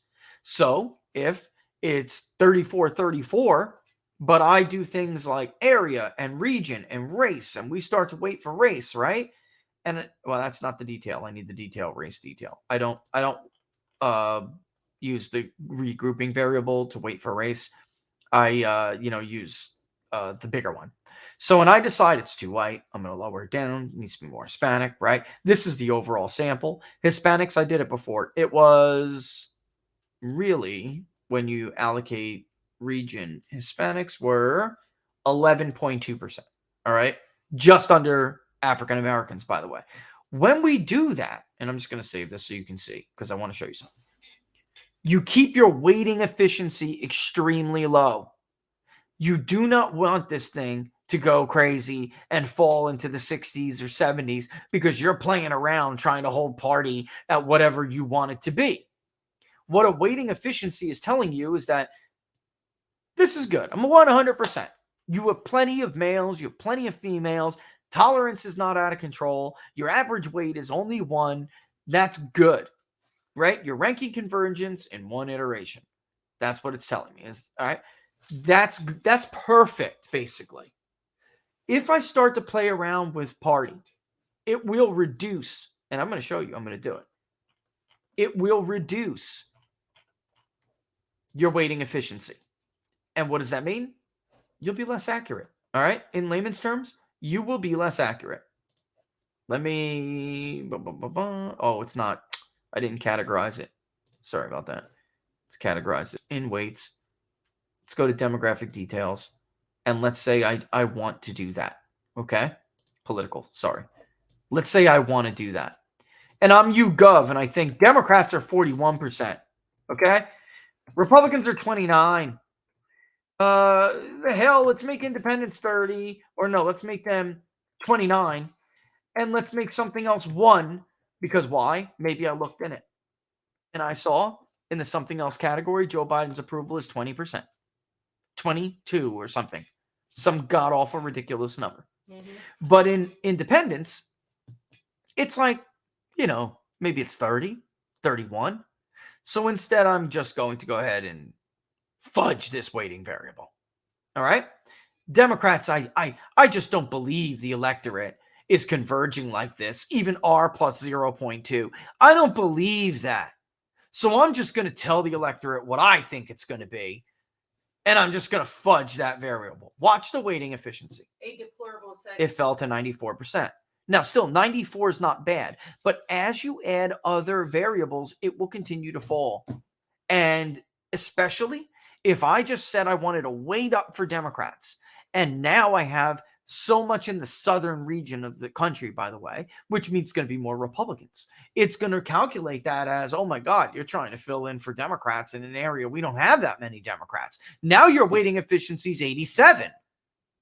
Let's add age. Oh my God, I don't have that many. Now your weighting efficiency is 79. And every weight you add, it will fall because you decided to fudge a single variable. But if you don't cook the weights, how can you control the narrative? How can you push the voters where you Well, want that's them? why I'm telling you, they're not giving you any of this stuff like I'm trying to give you right now. Do you see now? Exactly. Totally right.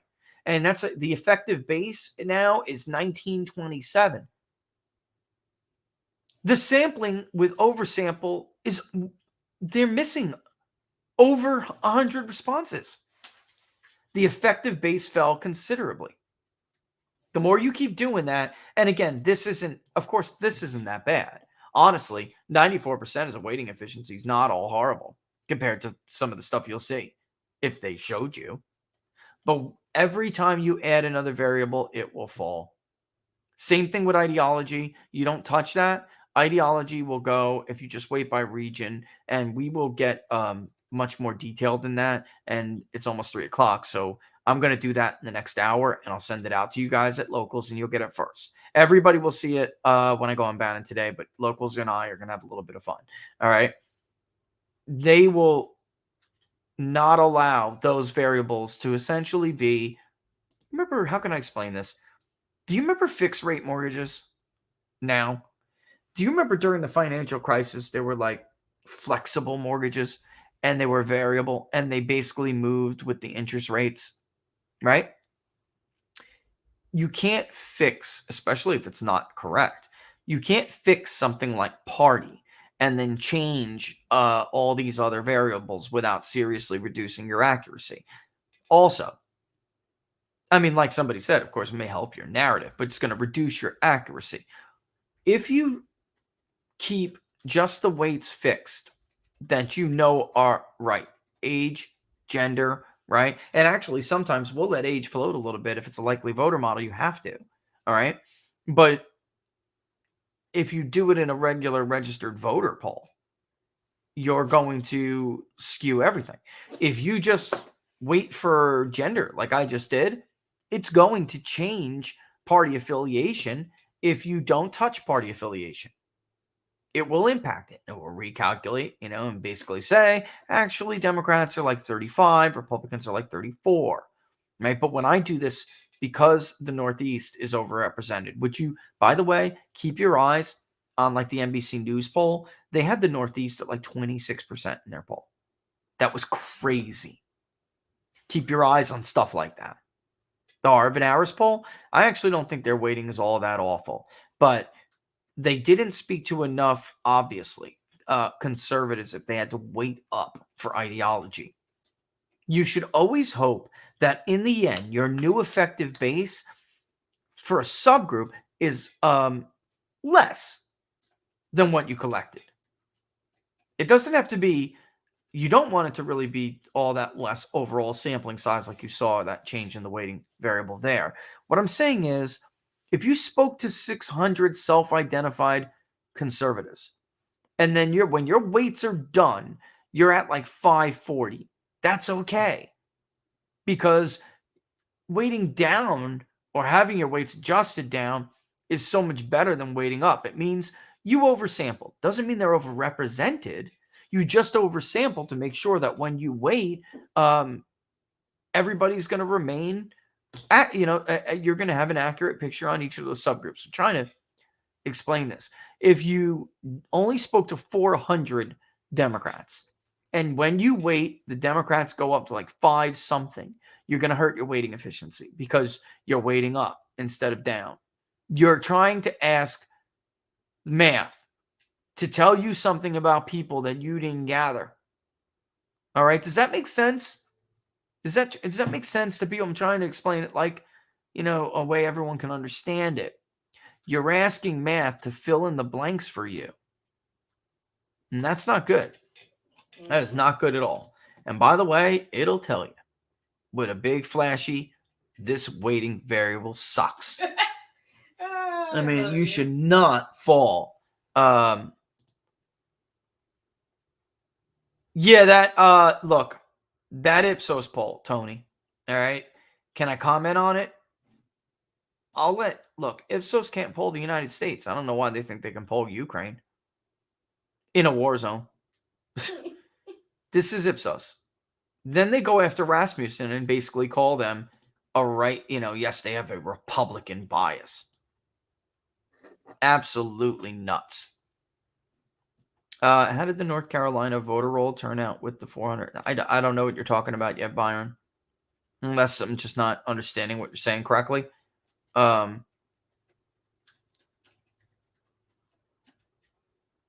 Yeah. Henry Olsen. You want me to speak about Henry Olsen? He's a Bushy. That's it. That's what I said. I said I'm not a He's fan a Bushy. of Wilson. Just letting you know. Yes. Would you happen to know when we see poll numbers for Putin, who is conducting those polls, and how legit are they? That's why I shared with everybody on Locals, and with you're on Locals, Joiner. I shared everybody that Harvard Harris study because you're hearing from the fake poll analysis people that this poll isn't good, that poll's not good. Watch the Washington Post poll. Like, what? Academia and intelligence agencies have cited the polls that were in that Harris study, in that Harvard study. I'm so relieved to hear that schmuck thinks he knows better than the Central Intelligence Agency at this point. I mean, this guy's got arrogance beyond arrogance. Western intelligence sources, Ivy League academia, they viewed those polls as credible. Levada is a good poll.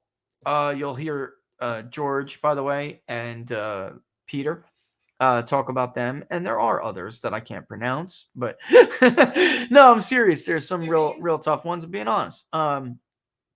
But when you see the Western media polls, they're not going to be legit. They couldn't poll Ukraine if it wasn't a war zone. All right. I have tried to poll Eastern Europe. It is not easy. There's a lot of disparity between, populations that you can reach and you can't.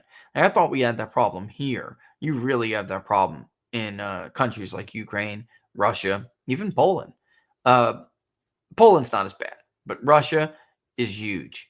There's massive rural areas that are difficult to reach. Kiev is basically an underdeveloped, corrupt. All right. And when you try to reach people, you reach them in more larger population centers. You can't reach the Donbass. You can't. So that's a really good question. I'll tell you that the poll that's in the Washington Post is garbage. That's a garbage poll. And even they found Putin's approval rating going up. But what was their narrative in that poll? Did you see the wording? They're trying to figure out how could Putin be hurt. That's not a legitimate pollster. That's propaganda. Putin is not going to be hurt from Western sanctions or anything else. We went over this. There's a reason. It's how he structures his economy. They're all great questions. I'm sorry we started late today.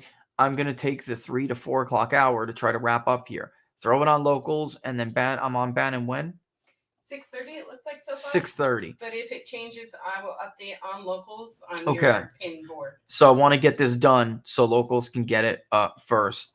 Everyone gets the headline crosstabs, right? More than the headline crosstabs. You don't see anybody release crosstabs like we release crosstabs. And that'll be open to the public. But of course, there will be things, just so to reiterate what I said earlier in the week, there will be things that locals will get, and they'll get them first. If it's something everybody gets, locals will get it first. And then there's stuff that not everybody gets, So, and I want to thank, by the way, Laura started to respond to some. I want to thank those of you who sent an email in response to my little rant on Monday. And I really appreciate those words, right? Basically said, it's $5. And you're far worth more. And what you guys do for $5 is nuts. You shouldn't even have to waste your breath on that stuff. And I'm glad you guys. Well, first of all, thank you. It's nice. It's just nice to get that once in a while. So it takes a couple of maybe 10 minutes of your time to think about writing an email. It does a lot more than 10 minutes worth of good when it's nice to see. Let me just put it that way. Mm-hmm. All right. So with that in mind, I'm going to go ahead and end the show, finish the work. I hope you found this not terribly boring and insightful on how we do this and insight into the process.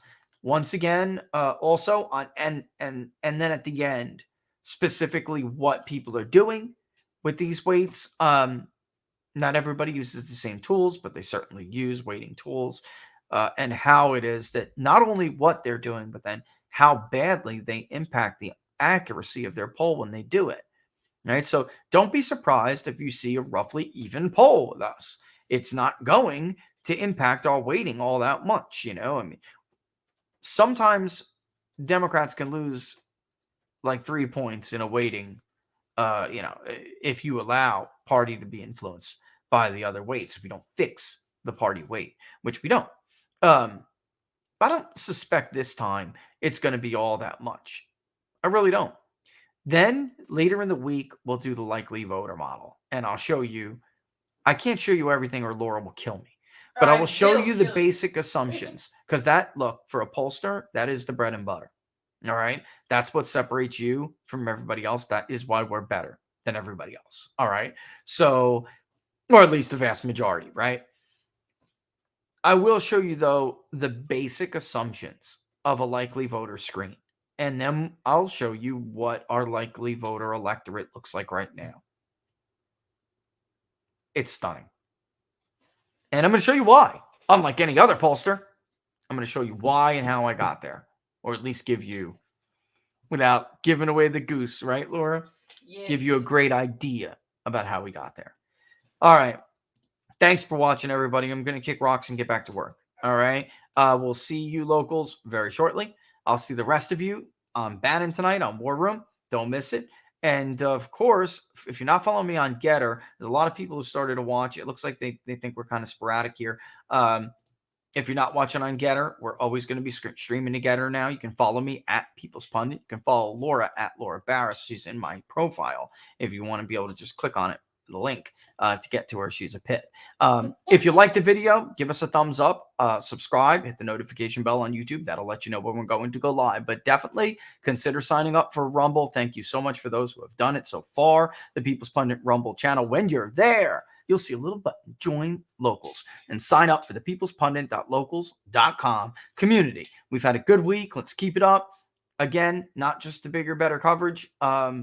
But as always, right, that is it. But now is a good time to sign up because we'll look like we'll move pretty quickly right into another poll. And we do have a lot of other projects going around that's separate from the public polling project, which a lot of people tell us we can share with you. But it's a good time because you'll get a lot of great information. All right. So with that in mind, kicking rocks. What do you want to say, Laura? Deuces. We'll see you soon, guys. See you on the flip side. See you on the flip.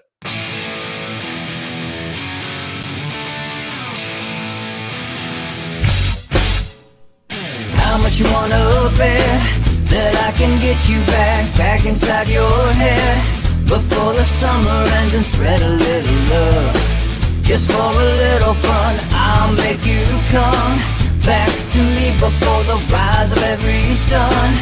Baby, it's meant to be. I know you got a man, but he don't understand. You're gonna be a heartbreaker. You're such a love taker. So just suck me in and you can toss me like a cigarette. 'Cause I just wanna be a bad habit, yeah.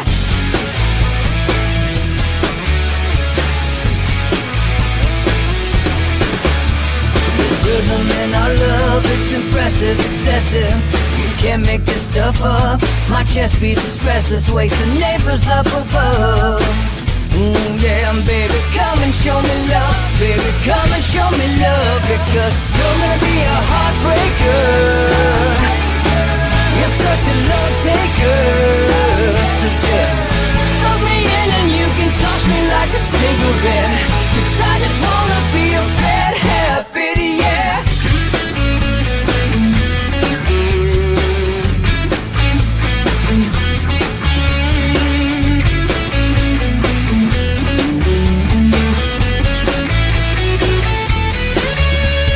Get on a plane and take a one-way ride. Steal us away to find a place we can hide. It wouldn't take much to spear for a night, just to give in to the need and leave it all behind. 'Cause I know that you know that I know that you want me. You told me, now show me, come blow me away. 'Cause I know that you know that I know that you want me. You told me, now show